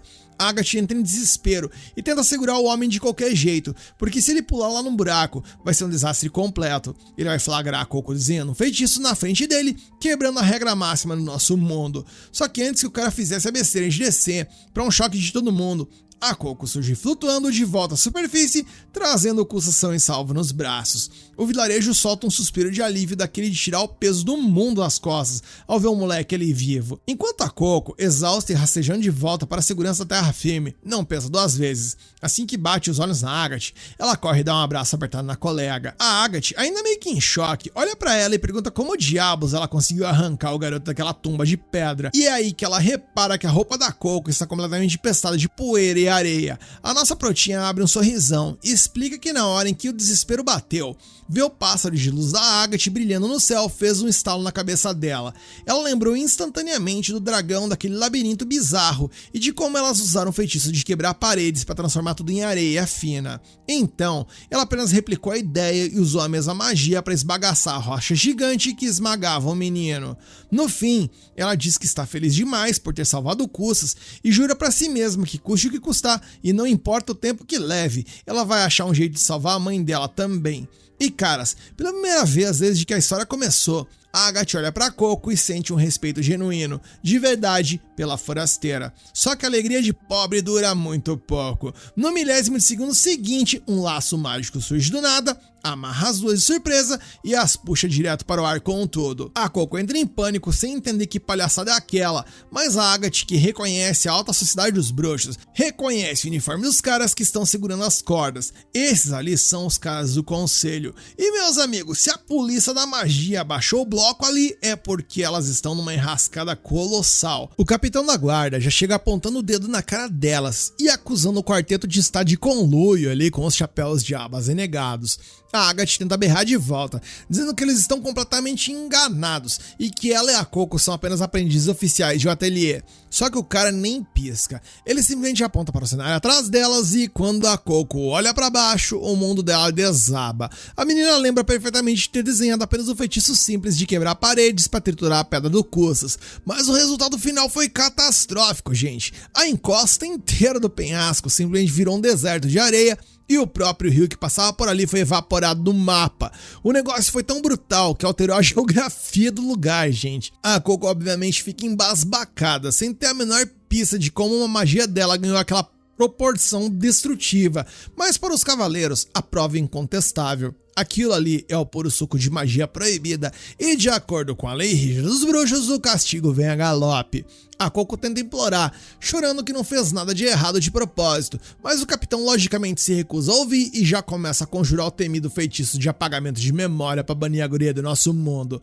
Só que eles esqueceram que o resto do bando não joga a toalha fácil, e antes que ele fechasse o círculo, a Rich vem voando na velocidade da luz e dá um encontrão daqueles de futebol americano direto no braço dele, quebrando a conjuração. No mesmo instante, a Tet usa um feitiço de fogo para queimar as cordas mágicas que prendiam a Agatha e a Coco. O problema é que aquelas cordas ali eram a única coisa que mantinham as duas suspensas no ar. Ou seja, elas vão cair, virar guisado, porém, só que não. Pois por sorte, a Tet é rápida no gatilho e já tinha deixado aquela sua famosa armadilha de cama de areia fofa armada lá embaixo, garantindo um pouso suave para as meninas. O quarteto se reúne e tenta gritar para o senhor esquentadinho dar um tempo para escutar ao lado delas a história, mas o cara tá cego na missão, totalmente bitolado na ideia de arrancar as memórias da Coco porque está convencido de que ela é uma ameaça proibida. Só que a marra dele evapora na hora que o cenário fica incompleto silêncio quando o Kifre brota das sombras e o mestre não quer saber de conversa fiada. Ele chega na bacia das almas e simplesmente encosta a lâmina de sua espada de água direto no gogó do capitão. O Estes e o Kifre têm um santo que não bate de jeito maneira, um rancor antigo, mas o capitão sabe perfeitamente o perigo que o Kifre representa quando tá com sangue nos olhos, especialmente se alguém tentar encostar um dedo nas alunas dele. Com a lâmina gelada raspando o pescoço do cara, o Estes fica bem mais aberto a bater um papo civilizado. Ele abaixa as mãos e explica que uma das pupilas do Kifre usou um feitiço com poder bruto suficiente para transfigurar o próprio solo da região, e que magias desse calibre geopolítico foram terminantemente banidas e julgadas como ilegais desde o fim da Era de Guerra. Então, se a Coco realmente conjurou aquilo, ela cometeu um crime gravíssimo. O Kifre rebate na hora, argumentando que conhece as ferramentas que dá para suas alunas e que nunca entregou nada para Coco que tivesse uma potência daquela. O S até aceita o argumento, mas manda a contraproposta que faz o estômago do Kifre revirar. Tudo bem, o mestre pode não ter dado, mas se um daqueles bruxos mascarados de aba renegada tiver entregado um item adulterado pra guria, e contra isso, o Kifre fica sem resposta, porque ele sabe muito bem que teve um momento em que a Coco ficou sozinha e desprotegida nas mãos daquele cara. E é nesse clima de enterro que o Uruk brota do meio da poeira, dando o maior esporro da vida dele em todo mundo. Ele grita para os cavaleiros pararem de ficar flutuando no alto que nem uns idiota e descerem para ajudar na raça, lembrando a todos que antes de qualquer regra ou burocracia do conselho, o dever número 1 de um bruxo é proteger o público geral, e o que não falta ali embaixo é gente ferida e desesperada precisando de socorro. O Estes não tem como argumentar contra essa lógica esfregada na cara dele, então engole o orgulho e aceita adiar o julgamento da Coco até que todos os civis do vilarejo estejam devidamente atendidos e em segurança. Os cavaleiros então descem e começam a ajudar a galera a cavar e tirar as tralhas do meio daquela montanha de areia, enquanto uma das guardas começa a enfaixar as pernas esbagaçadas do Cussas para conter o estrago. O pai do garoto, vendo o sofrimento do filho, pergunta desesperado se aquela bandagem vai curar os ferimentos e fazer o menino andar de novo. A guarda, com uma frieza que dói, informa que a única coisa que ela pode fazer ali na hora é estancar o sangramento para o moleque não morrer de hemorragia. O Dagda entra em colapso com a resposta. Ele agarra a mulher e implora para ela usar magia para regenerar as pernas do filho dele, argumentando que ele já viu com os próprios olhos os bruxos consertarem e reconstruir objetos quebrados do nada, então não teria motivo nenhum para não fazerem o mesmo pelo corpo de um menino. A cavaleira solta um suspiro de ranço, manda o homem largar o braço dela na hora e dá o checkmate, explicando que a única coisa permitida ali é levar o Cussas às pressas para a cidade de Carum para um médico de verdade e remendar o estrago na faca. E emenda que se ele não estiver satisfeito com isso, ela vai simplesmente dar meia volta e largar o guri ali mesmo pra sangrar. O Dagda olha para os lados, sente nó na garganta e percebe que está de mãos completamente atadas. Sem outra saída, ele engole o choro e aceita deixar a guarda levar o filho. E com esse climão pesado, eles terminam os resgates, e assim que o resto dos civis é retirado da área para não bisbilhotar, o Estes limpa a garganta e avisa que chegou a hora de retomar a investigação criminal, o que faz o estômago da Coco dar aquele nó básico de nervoso. O capitão não quer saber de lero-lero, ele saca sua própria caneta e tinta oficiais do conselho e manda a Coco replicar o exato feitiço que ela tinha desenhado antes. A nossa protinha, tremendo igual vara verde, puxa os traços e quando o círculo se fecha, nada de absurdo acontece. O glifo faz exatamente o que foi programado para fazer, esbagaçando apenas um pedacinho minúsculo de rocha, sem contar que a técnica de desenho da nossa prota foi bem feinha e medíocre, provando por A mais B que ela jamais teria capacidade técnica para causar aquele apocalipse de areia sozinha. O Estes morde a língua. Ele não pode negar que, olhando assim, não tem prova nenhuma de que a Coco foi o cérebro por trás da destruição. Mas como o cara é desconfiado pra cacete, ele exige ver as mãos da menina ali na hora, porque os chapéus de aba renegados costumam tatuar círculos mágicos na pele dos outros pra amplificar a potência dos poderes ali, como se fosse um hack. A Coco estica os braços e as mãos dela estão completamente limpas. A única coisa ali são aqueles calos ásperos de tanto segurar a pena, mas ó, até aí, qualquer mago iniciante tem isso. Na real, o Estes até acha bizarro a guria ter tão poucos calos. Ele liga os pontos e comenta que a maioria dos novatos leva anos de estudo e treino pesado para calejarem os dedos daquele jeito. Mas os da Coco parecem de alguém que pegou numa caneta mágica pela primeira vez há pouco mais de um mês. Só que antes que o capitão começasse a farejar o resto da história, o Kiefer entra na frente e corta o barato dele, dizendo que o interrogatório já deu o que tinha que dar e que está na hora dele picar a mula dali. E sem nenhuma base legal para continuar enchendo o saco, o Estes aceita bater em retirada, mas não sem antes soltar aquela ameaça de vilão. Ele avisa que vai abrir uma investigação formal sobre o que rolou ali hoje e que aquilo está muito longe de acabar. Assim que os cavaleiros levantam voo e somem nas nuvens, o Kiefer solta um suspiro de alívio que parecia que ia esvaziar o pulmão, comentando que lidar com burocracia daquele tipo é sempre uma encheção de saco do caramba. O mestre se vira para as gurias e pede desculpas, assumindo que aquela enrascada toda só aconteceu porque ele cometeu a falha de deixar o bando sozinho. Mas ao mesmo tempo, ele puxa a Coco e a Agatha de canto para dar aquele esporro pedagógico. Diz que as duas precisam entender o perigo absurdo do que fizeram. Se qualquer civil ali tivesse sacado o segredo da magia, eles seriam obrigados a apagar a memória daquela pessoa. E no mundo dos bruxos é assim. Apagou a mente de um, tem que apagar de todo mundo que estava em volta para não dar furo no roteiro. E isso vira um efeito dominó de desgraça que ninguém quer carregar nas costas. Tanto a Coco quanto a Agatha abaixam a cabeça, pedem desculpas e juram de pé junto que vão ser muito mais cuidadosas daqui pra frente. A Agatha, inclusive, já estava aceitando seu destino cruel, crente de que seu teste de avanço ia pra geladeira por um tempo indeterminado depois desse fuzuê. Mas para a completa surpresa da guria, o Kiefer dá um sorrisinho e avisa que assim que eles pisarem no ateliê, ele vai agendar a prova dela. Ele enxerga a postura dela no meio do caos como uma recompensa perfeita. Afinal, a guria conseguiu segurar a barra e resolver a treta sem vazar o segredo da magia para nenhum civil. A Tete, é claro, já faz um bico de ciúmes por ser deixada de fora, mas o mestre lembra que ela nem sequer terminou o básico do básico de conjuração oculta por debaixo do manto, então não está qualificada como a Agatha. O mesmo vale para a Rich e para a Coco, que aliás estava tão por fora do mundo dos bruxos que nem sabia da existência de um segundo teste. O Urug olha para o parceiro meio torto e pergunta se ele tem certeza disso, lembrando que mais cedo o próprio Kiefer estava reclamando que a Agatha tinha uma tendência perigosa de querer dar o passo maior que a perna. Só que o Kiefer concorda, mas argumenta que hoje foi diferente. Ela não tentou roubar o show na vaidade. Ela confiou e deixou a Coco agir no momento certo, e isso é a prova viva de que a guria amadureceu e está pronta para o próximo nível. A Agatha, transbordando de felicidade, corre até o mestre e implora para eles irem embora naquele exato segundo para que ela se tranque no quarto e comece a treinar para o teste. Mas o Kiefer avisa que eles têm um compromisso antes de bater em retirada. Enquanto isso, lá no alto, os cavaleiros batem as asas para longe e um dos guardas joga até o veneno ali, comentando que se o boato de que o Kiefer adotou a forasteira for real, a fofoca de que ela usou magia magia proibida no passado ganha muita força. Só que o Estes corta o papo, dizendo que eles não têm prova material nenhuma de que a Coco causou aquele estrago no penhasco, e emenda que é impossível cavar o passado da menina com aquele feitiço de cristalização eterna lacrando a casa antiga dela. Ou seja, o único jeito de o conselho punir a guria por aquele incidente é se eles conseguirem fazer ela confessar tudo por livre e espontânea pressão. No fim, o capitão assume que se os chapéus de abas realmente colocaram as garras nela, é dever deles garantir que ela seja parada antes de causar um estrago que não dê pra consertar. E de volta ao que restou da margem no rio, o grupo fica assistindo o Orug suar a camisa para reconstruir a ponte de pedra do vilarejo, entalhando os feitiços direto na rocha com uma precisão cirúrgica.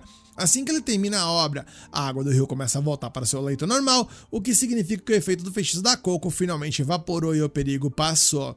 Nisso, os olhos do Orug batem num cantinho de areia e ele avisa que achou o frasco de tinta e o chapéu da Coco que estavam enterrados. Ele recolhe as tralhas e entrega na mão dela, mandando aquele alerta de que o bruxo não pode perder os equipamentos por aí, porque se um item desses cai na mão de um humano comum, é tragédia na certa. A Coco agradece toda feliz, mas quando ela bate o olho no frasco de tinta, ela estranha e percebe que o vidro continua praticamente lotado até a boca, mesmo depois dela ter usado tinta feito louca desde que virou aprendiz. Ela comenta ali na inocência que o vidro deve ter algum feitiço de recarga automática que faz a tinta brotar do nada, só que o Kiefer sabe muito bem que aquele frasco comum não tem nada disso, e o sinal de alerta acende na cabeça dele na hora. Ele pede pra guria entregar o pote na hora, porque tem caroço nesse angu.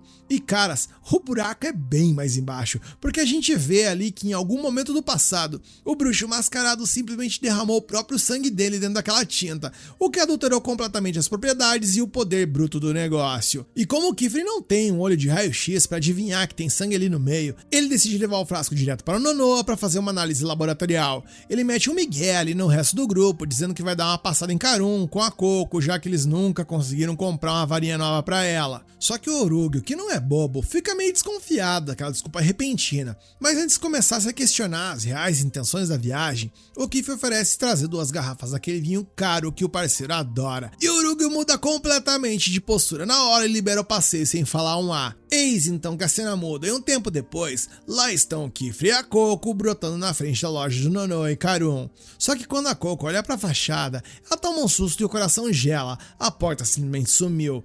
A parede está completamente fechada, lisinha. Ela começa a gaguejar, achando que eles erraram o endereço ou pegaram a rua errada, mas o que vem acalma a guria, explicando que o Nonoa deve ter fechado o estabelecimento por hoje. Só que fechar as portas não é desculpa para o Kiefer. O problema é que realmente não tem como entrar com tudo lacrado na pedra. Por sorte, quem aparece por ali caminhando pela rua e que está voltando de uma entrega é o Tartar, o neto do dono. O Kiefer explica que precisa falar com o avô dele em caráter de urgência e o garoto aceita dar uma mãozinha. O Tartar enfia a mão na bolsa e puxa um artefato esquisito, como se fosse uma maçaneta mágica portátil. No momento em que ele encosta aquela maçaneta na parede de pedra pura, a magia reage e cria uma porta de verdade para dentro da loja. Eles entram no estabelecimento e o garoto avisa o mestre que o Nonoa está trabalhando lá no último andar do prédio. O Kiefer mete o pé na escada acima com pressa e a Coco já estava no movimento ali de ir logo atrás dele, mas o Tartar segura a guria pelo braço. Ele aponta para a perna dela e avisa que ela se cortou no meio daquela confusão, desmoronamento, emendando que se ela não cuidar daquele machucado logo, o negócio vai infeccionar e vai dar ruim. Ele chama ela para o quarto dele para fazer um curativo e assim que bota os pés lá dentro, a nossa prota fica com os olhos arregalados, completamente maravilhada com a quantidade de tralha esquisita e desconhecida espalhada pelas prateleiras. Ela bate o olho num potinho cheio de um pó azul brilhante, acha a coisa mais linda no universo e já vai esticando o dedo para perguntar o que é, mas o Tartar dá um grito de alerta e pede que ela não encoste em absolutamente nada para não correr o risco de misturar os frascos por acidente. Ele explica que aquilo ali são corantes mágicos especiais, componentes que os bruxos misturam na tinta para alterar ou potencializar os efeitos dos feitiços. Enquanto isso, lá no andar de cima, o Kiefer encontra Nonoa no meio do maior sufoco, quebrando a cabeça para tentar destrinchar a composição daquela tinta usada nas pedras do labirinto. O Velote desabafa que está num beco sem saída, porque a química daquele negócio é bizarra, completamente diferente de tudo que ele já viu na vida. Ele pergunta se o Kiefer conseguiu pescar alguma pista nova e, caras, era exatamente por isso que o mestre estava ali. Ele saca o frasco da Coco do bolso e joga na mesa do Nonoa, e bastou o velho dar uma única olhada para o vidro pro que queixo dele cair. Ele reconhece na hora que é o mesmíssimo tipo de tinta que foi usado no atentado. Dá pra sacar pelo reflexo azulado bem característico que o Piche tem. Só que aí o Nonoa franze a testa, confuso, porque ele repara no rótulo e percebe que aquele vidro é dos lotes fabricados pela sua própria loja. O Kiefer bota a mão no queixo e destrincha sua teoria, dizendo que tem certeza de que os renegados adulteraram o frasco da Coco na hora em que ela ficou presa sozinha naquela armadilha de névoa. E para testar o nível de estrago e confirmar a suspeita, o Kiefer pega um pouquinho daquela substância e se prepara para desenhar um feitiço de luz básico, daqueles nível tutorial que qualquer criança faz. Enquanto isso, lá embaixo, o Tartar continua focado passando uma bandagem na perna da Coco, enquanto a guria, que não aguenta um mistério sem perguntar, começa a metralhar o garoto com dúvidas sobre todos aqueles corantes da prateleira. O Tartar demonstra uma paciência de santo e vai respondendo uma por uma, explicando que tem pó que serve para fazer o feitiço durar mais tempo, outro que deixa a tinta completamente invisível a olho nu, e por aí vai. E a Coco fica em choque, impressionada com a capacidade do menino de decorar tanta fórmula na cabeça. Ela solta um suspiro e comenta que o sonho dela seria morar numa papelaria mágica daquelas, mas o Tartar fecha o semblante na hora e diz que não consegue entender porque ela falaria uma bobagem daquela. Porque para ele, ser uma aprendiz de verdade no ateliê, aprendendo a conjurar com um grande mestre, é 1 milhão de vezes melhor do que ficar mofando trancado naquela loja de suprimentos. A Coco fica meio sem jeito, porque ela jurava que o Tartar também era um aprendiz de bruxo, mas a verdade é que esse assunto é uma ferida aberta e dolorosa para o garoto, que nunca conseguiu realizar o seu maior sonho. Tentando mudar de assunto para cortar o climão, a Coco bate o olho num frasco vermelho muito bonito que estava lá no topo da última prateleira e pergunta o que é aquilo. O Tartar pede para ela apontar exatamente para onde o pote está, para ele conseguir se achar. E a Coco acha aquilo meio esquisito, porque como é que esse rapaz não estava enxergando um pote vermelho vibrante daquele tamanho bem na cara dele? Mas ela resolve deixar isso baixo por enquanto, subindo apenas os degraus de uma escada que estava por perto e estica o braço para mostrar. Só que bem nesse milésimo de segundo, lá no andar de cima, o Kiefer fecha o círculo do feitiço de luz com a tinta adulterada. E meus amigos, o que era para ser uma luzinha de vela vira uma explosão de energia colossal. O clarão é tão violento que estoura o teto e desce pelo prédio inteiro como se fosse um holofote cegante. O susto lá embaixo é tão grande que as crianças perdem o equilíbrio e a Coco despenca da escada direto no chão. Depois que a vista deles começa a voltar ao normal, as duas crianças ficam se perguntando que raio de feitiço apocalíptico foi aquele lá em cima, mas a Coco repara no estrago ao redor e sente o estômago revirar de culpa. Na queda, ela esbarrou na prateleira e derrubou todos os corantes do Tartar no chão. Por sorte, os vidros eram resistentes e nenhum quebrou. Então a guria já se ajoelha toda afobada ali e pede desculpas, dizendo que vai ajudar a colocar tudo no lugar. Só que o Tartar fica completamente estático, com uma cara de devastação total, e solta que não vai adiantar nada, pois com o impacto, as etiquetas com os nomes dos componentes descolaram de todos os potes e ele não faz a menor ideia de como separar os pós agora, porque ele simplesmente não consegue diferenciar as cores como o avô dele faz. A Coco se sente o pior ser humano da face da Terra e pergunta se não tem mesmo nenhum jeito de ajudar. Mas o Tartar, com um tom de voz que transborda uma tristeza profunda, pede para ela largar tudo do jeito que está. Ele desabafa que tem coisas na vida que ele simplesmente nunca vai conseguir fazer e que por causa dos seus olhos lavados em prata, ele jamais vai conseguir se tornar um bruxo de verdade como os outros. Lá no andar de cima, o Kiefer e o Nonoa ainda estão tossindo no meio da fumaça, com a cabeça rodando por causa do flash do feitiço. Não faz o menor sentido uma magia tão rudimentar ter ganhado aquela potência destrutiva, o que prova que aquela tinta estava de fato amaldiçoada. E o Kiefer saca a jogada dos renegados na hora, explicando que os chapéus de abas usaram um feitiço de frascos gêmeos, uma bruxaria proibida que interliga magneticamente o vidro da Coco a um pote que está nas mãos deles, e foi assim que, mesmo de longe, o vilão conseguiu injetar aquele aditivo misterioso e bombou o poder do traço da menina lá no penhasco. O Nonoa começa a tremer as pernas e diz que aquela treta é pesada demais para as costas dele e insiste que eles precisam acionar o grande salão e o conselho de segurança imediatamente. Só que o Kiefer mudou o tom mais uma vez, fica com aquele olhar fixo e avisa que eles não vão chamar ninguém e que aquele frasco é a única pista concreta que ele tem para caçar os renegados, o rastro que ele passou a vida inteira esperando encontrar. E se ele quiser pegar esse culpado, ninguém no mundo pode saber que ele está com aquilo em mãos. O Nonoa começa a engolir a seco, porque o Kifra está com uma feição de completo lunático, transbordando uma obsessão perigosa, ao que o mestre apenas olha para o velho e pede desculpas pelo que está prestes a fazer. Um tempo depois, vemos o Kifra saindo pela porta da frente da loja, onde a Coco já estava esperando por ele na calçada. E a guria, que ficou com uma dúvida lá atrás, puxa o manto dele e pergunta o que significa aquela expressão olhos lavados em prata, que o Tartar usou. O mestre para e explica que essa é uma doença de nascença muito rara, uma condição que faz a pessoa enxergar o mundo inteirinho em preto e branco sem cor nenhuma. E como o mundo da magia exige uma precisão visual cirúrgica para separar os pigmentos e os componentes, fica praticamente impossível alguém com essa complicação ser aceito como um bruxo.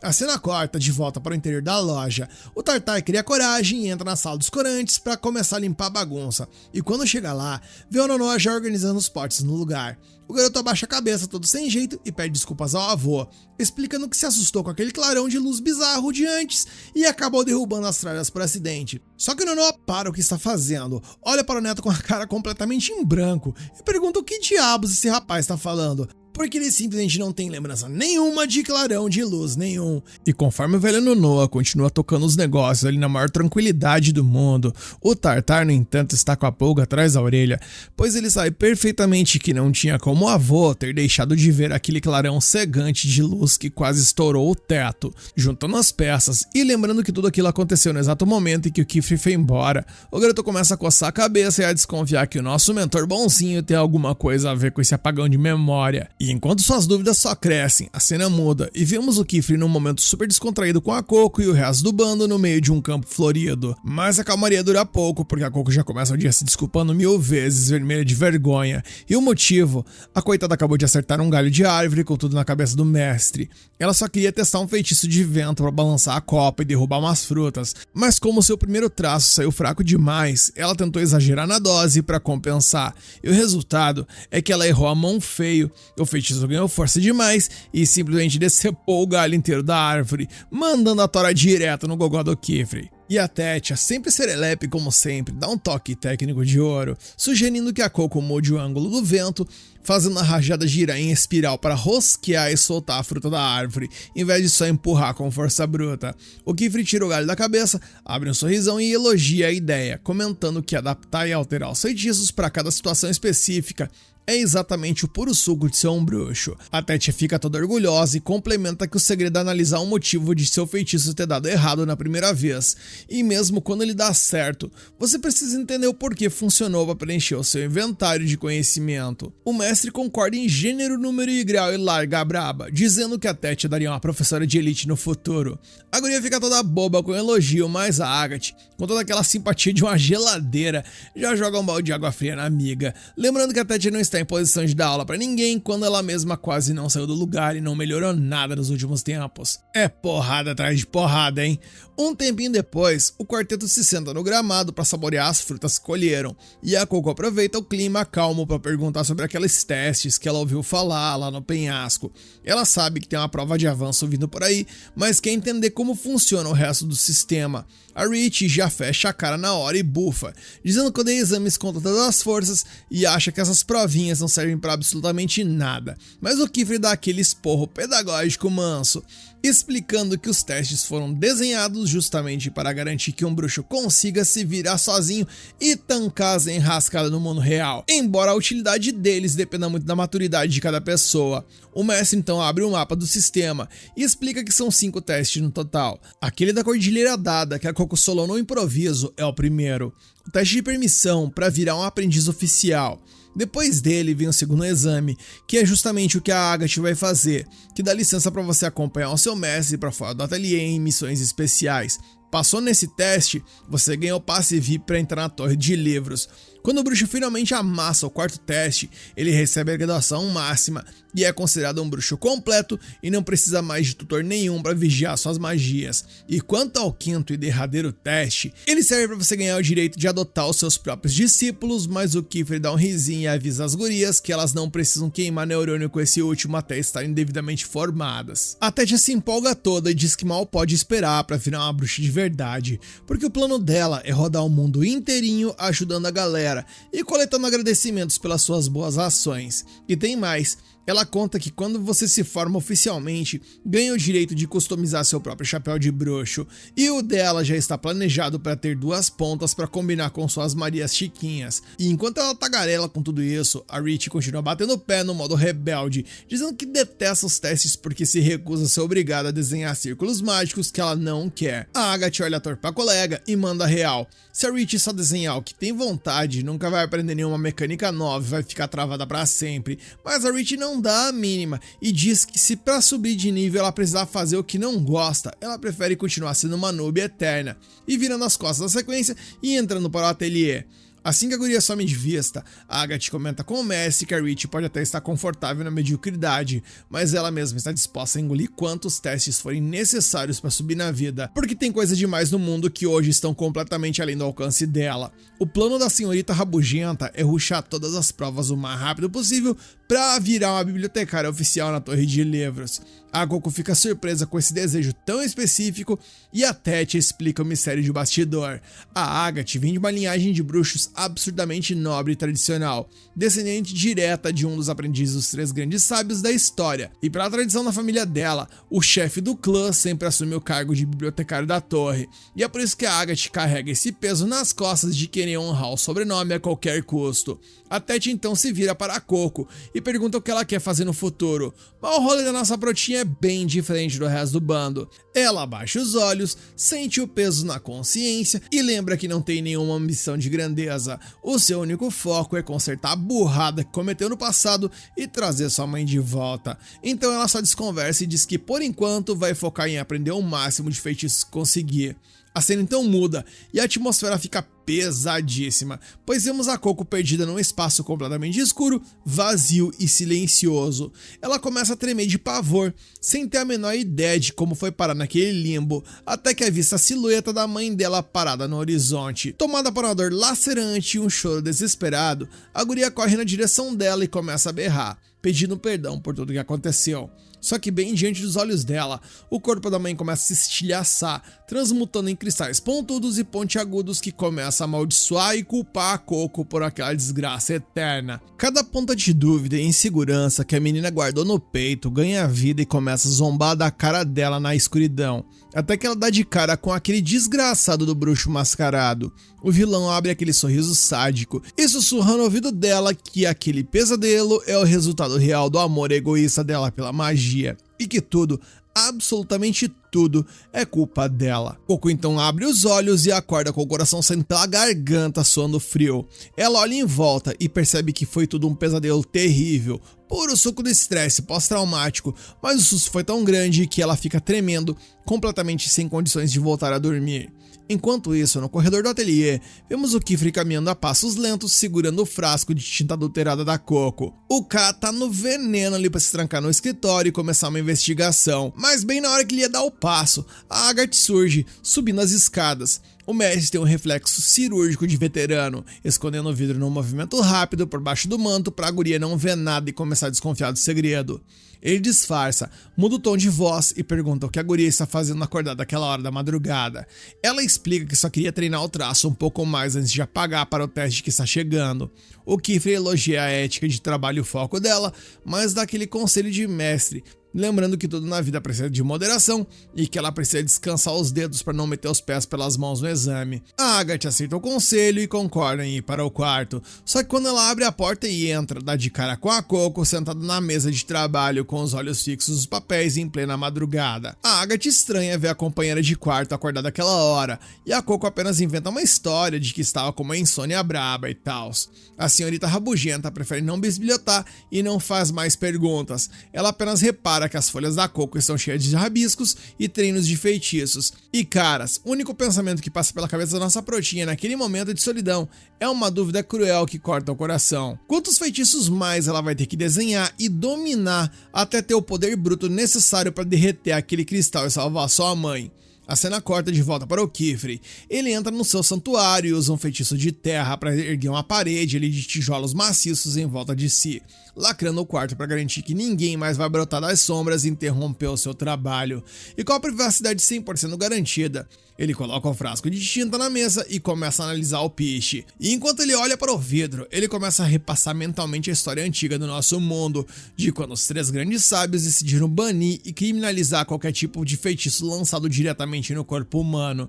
Naquela época, os bruxos de boa índole focados na arte da cura se rebelaram contra a decisão, argumentando que uma regra absurda daquelas ia proibir os médicos de salvarem vidas. Eles peitaram o conselho e lutaram até o fim na era da guerra, mas eventualmente foram derrotados, tiveram suas memórias completamente varridas da existência e com a queda deles, o lendário feitiço dos frascos gêmeos foi dado como perdido para sempre. Essa bruxaria dos frascos gêmeos era uma ferramenta de elite. Ela permitia interligar o conteúdo de 2 potes separados no espaço, não importando a distância geográfica entre eles. E esse era o sistema perfeito para os curandeiros acessarem e mandarem remédios para os doentes em qualquer canto do mapa instantaneamente. Só que ninguém nunca mais conseguiu replicar essa mecânica desde a guerra. Ninguém, exceto, é claro, os malditos chapéus de aba renegados. O Kiefer sente até um aperto no peito e uma ponta de remorso por ter que esbagaçar e destruir um feitiço tão antigo, elegante e complexo, mas ele sabe que precisa dissecar a estrutura do negócio se quiser rastrear a localização dos vilões. Ele decide não mexer diretamente no líquido de tinta, porque se ele tentar fazer qualquer magia com uma substância misteriosa que ele não conhece a composição, é um risco alto demais até para ele. Em vez disso, os olhos dele brilham ao focar na pecinha de metal que veio cravada no frasco, onde o selo mágico foi entalhado. Aquele grifo está magneticamente amarrado à assinatura energética de quem desenhou a magia. O plano do Kiefer é genial. Se ele conseguir extrair aquele selo e acoplá-lo dentro de um orbe de guia, que funciona ali como se fosse um minimapa de rastreamento, a bússola mágica, pelo menos em tese, vai apontar a direção exata e levá-lo direto para o esconderijo dos renegados. O Kiefer respira fundo, pega uma pinça e avança com todo o cuidado do mundo e mais um pouco para dentro do frasco. Ele mira firme na pecinha de metal, prende o selo mágico e começa a puxar. Só que o bicho é muito mais esperto do que ele imaginava, meus amigos. No 1000º segundo em que o selo faz menção de cruzar a boca do vidro, uma armadilha de segurança se ativa. Do nada, o quarto é tomado por um estrondo ensurdecedor e um raio colossal de eletricidade estoura direto na cara do Kiefer. O mestre reage rápido na bacia das almas e ergue aquela sua barreira de pedra para tancar o choque, mas no meio do susto e do impacto, ele acaba cometendo o pior erro da vida dele. Ele esbarra no frasco e joga o vidro longe, e no momento em que o pote atinge o chão, a segunda parte da armadilha do vilão é acionada. O piche adulterado reage e cria um redemoinho de água bizarro, um verdadeiro vórtice gigante que engole o Kiefer e começa a chacoalhar o cara para todos os lados dentro do quarto. E lá no meio daquela espécie de centrífuga mágica sendo jogado feito um boneco de pano, a ficha cai e ele sente o gosto amargo do arrependimento. Ele percebe que foi um moleque, porque ficou tão cego pela empolgação de achar uma pista que acabou esquecendo de blindar o terreno contra os perigos óbvios. E para piorar o cenário de humilhação, lembrem-se da mecânica do nosso mundo. Ninguém consegue desenhar círculos mágicos debaixo da água, o que significa que o nosso mestre apelão está ali, completamente pelado de defesa e de mãos atadas. E se vocês acham que não dava para piorar, calma que piora, pois o frasco maldito só tá mais uma descarga mandando outro raio direto na água e eletrocuta o Kiefer ali dentro sem dó nem piedade. E quando a magia finalmente cessa e a água escorre pelo chão, o mestre desaba de joelhos com o corpo inteirinho dormente e travado pelo choque. E para fechar o combo da desgraça com chave de platina, ele levanta os olhos e vê o desgraçado do feiticeiro mascarado flutuando bem ali em cima dele.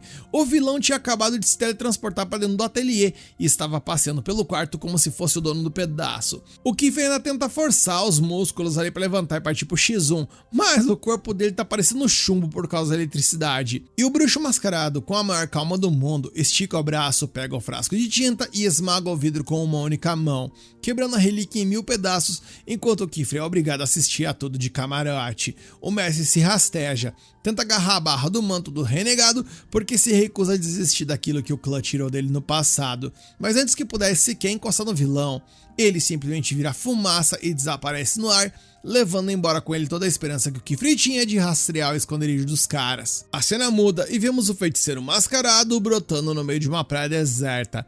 Ele solta um suspiro e faz um bico ali, meio decepcionado de ver aquele presentinho que ele levou tanto tempo para adulterar e entregar para Coco ter sido descoberto tão rápido pelo Kifri. Mas como o leite já foi derramado, ele não esquenta muito a cabeça, apenas ativa o teletransporte de novo e some dali para começar a bolar seu próximo plano. No dia seguinte, o clima no café da manhã está puro suco do cansaço. Tanto o Kifri quanto a Coco não param de bocejar um segundo sequer. E o resto do grupo ali começa a reparar na cara de zumbi dos dois. As gurias se perguntam se eles passaram a madrugada acordados por algum motivo e a Coco fica vermelha, confessando que realmente foi pra cama bem mais tarde do que o de costume na noite anterior. Só que a Agatha corta a fala dela e joga o bastidor na mesa, lembrando as outras que não foi só ontem à noite. A Coco tem passado as madrugadas em claro treinando o traço sem parar há dias.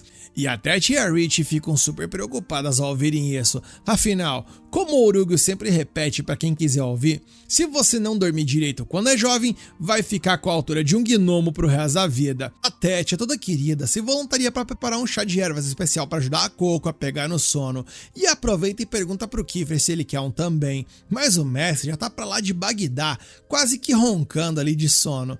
As gurias dão um chacoalhão nele e o Kifri acorda assustado pedindo desculpas pelo vacilo de ter cochilado no meio da conversa. Ele tenta bancar o cavalheiro e diz pra Tete deixar que ele mesmo vai cuidar de passar o chá, mas na hora que ele vai segurar o cabo do bule, os dedos dele falham, a mão dele escorrega, a água fervendo vira direto no braço dele e o caldeirão desaba no chão com um barulho horroroso. As meninas dão um pulo da cadeira, desesperadas perguntando se ele se queimou todo, e o Kifri gela ao perceber o tamanho do problema. Ele não conseguiu segurar um bule de metal porque a mão dele ainda está completamente dormente por causa dos raios da noite anterior. Só que ele não pode deixar o bando descobrir que ele levou uma sova de um feitiço proibido no meio do escritório, então ele mete aquele migué clássico dizendo que tá tudo bem, apenas limpa a bagunça ali depois e avisa que vai até o jardim colher umas ervas frescas para refazer o chá do zero. As meninas trocam uns olhares, ele achando o comportamento do mestre no mínimo esquisito, mas acabam deixando pra lá, achando que aquela leseira toda é só o resultado de uma noite mal dormida. Assim que o Kifri bate a porta e sai, a Coco dá um toque no ombro da Agatha e pergunta se ela pode subir com ela até o quarto por um minuto, porque tem um negócio sério que ela quer entregar. A senhorita rabugenta fica meio desconfiada, mas resolve na onda. Quando eles chegam lá em cima, a Coco abre o baú e apresenta para Agatha os sapatos de voo completamente restaurados. A nossa brotinha baixa a cabeça e pede desculpas por ter demorado tantos dias para entregar o equipamento, explicando que passou as madrugadas em claro justamente para garantir que as linhas do feitiço de voo estivessem com o equilíbrio perfeito para a colega não sofrer nenhum acidente no teste. A Agatha olha para os sapatos brilhando na mão dela e o cérebro dela quase entra em curto-circuito. Ela dá um passo para trás, cruza os braços e diz que a Coco só pode estar tramando alguma coisa muito feia pelas costas dela, porque ninguém no mundo seria tão bonzinho de graça assim sem querer nada em troca. A Coco fica boca aberta, sem entender o motivo de tanta desconfiança, e aí que a Agatha abre o coração e joga na mesa toda a culpa que estava engasgada no peito dela. Ela lembra a Coco que no dia do desmoronamento, mesmo quando o Kifri deu o maior esporro na guria para fazer o teste escondido, a Coco não abriu a boca para dedurar a Agatha, mesmo sabendo que foi ela quem forçou ela a entrar naquela roubada. A Agatha joga na cara, dizendo que a Coco teve todas as chances do mundo de foder com a vida dela para o mestre e preferiu ficar calada. E agora ainda entrega os sapatos consertados sem ninguém ter pedido. A guria simplesmente não consegue entender o que a Coco ganha jogando desse jeito. A Coco dá um sorriso triste e admite que a Agatha tem razão. Ela realmente pensou em dedurar a colega no começo, porque quando pisou naquele penhasco sozinha, ficou morrendo de medo e chorando, querendo apenas sentar no chão e esperar o Kifri ir buscar ela. Mas ela emenda que decidiu tentar o teste na raça porque precisava provar para si mesma que o amor dela pela magia não era um erro e que ela conseguiria superar os problemas com as próprias mãos. A Agatha fica completamente sem chão ouvindo aquilo, com a armadura de orgulho dela desmoronando inteira. A guria abre a boca pra pedir desculpas ali de verdade, do fundo do coração, pelo que fez. Mas antes que a primeira palavra saísse, a Coco simplesmente desaba no chão do quarto, desmaiada e ardendo numa febre cavalar.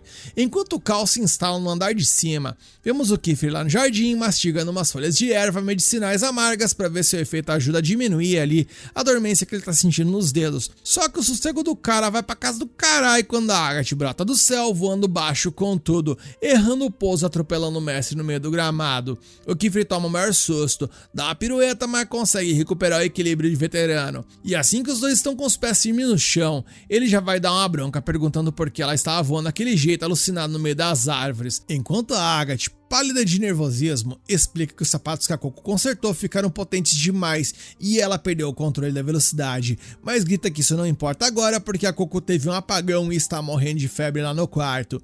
O Kiefer e a Agatha saem rasgando para dentro do ateliê e quando chegam na cama, percebem que o estado da Coco está no mínimo crítico, com o corpo parecendo uma fogueira.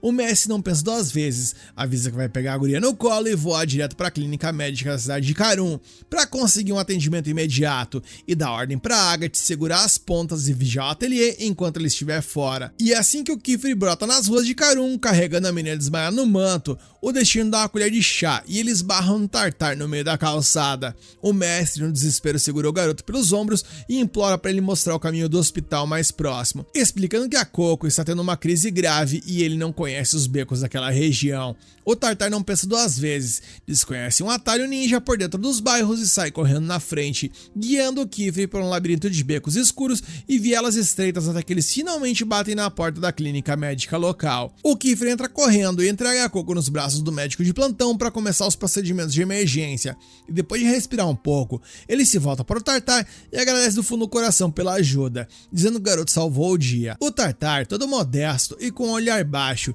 diz que não fez nada de especial e que qualquer um faria o mesmo. Só que o Kiefer sorri e rebate, dizendo que o garoto é modesto demais, porque para achar um atalho cirúrgico daquele tamanho no meio de um labirinto de pedras, a pessoa precisa ter um senso de observação visual e uma mente brilhante.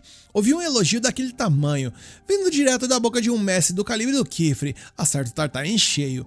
O garoto fica extremamente grato e emocionado, e aproveitando que está cara a cara com o mago e que a sinceridade está rolando solta por ali, ele resolve tomar coragem e fazer aquela pergunta de milhões que está fritando os neurônios do rapaz há dias. Mestre Kiefer, o que exatamente aconteceu na loja no dia que o senhor foi embora? E nisso o episódio acaba e, caras, o bicho vai pegar. Se você está maluco para saber o desfecho desse confronto e quer ver se a Coco vai conseguir se recuperar dessa febre sinistra, já sabe o que fazer. Deixa aqui nos comentários o que vocês querem na próxima parte, senta o dedão no like no like para fortalecer esse vídeo e se inscreve e ativa o sininho para não perder nenhuma novidade.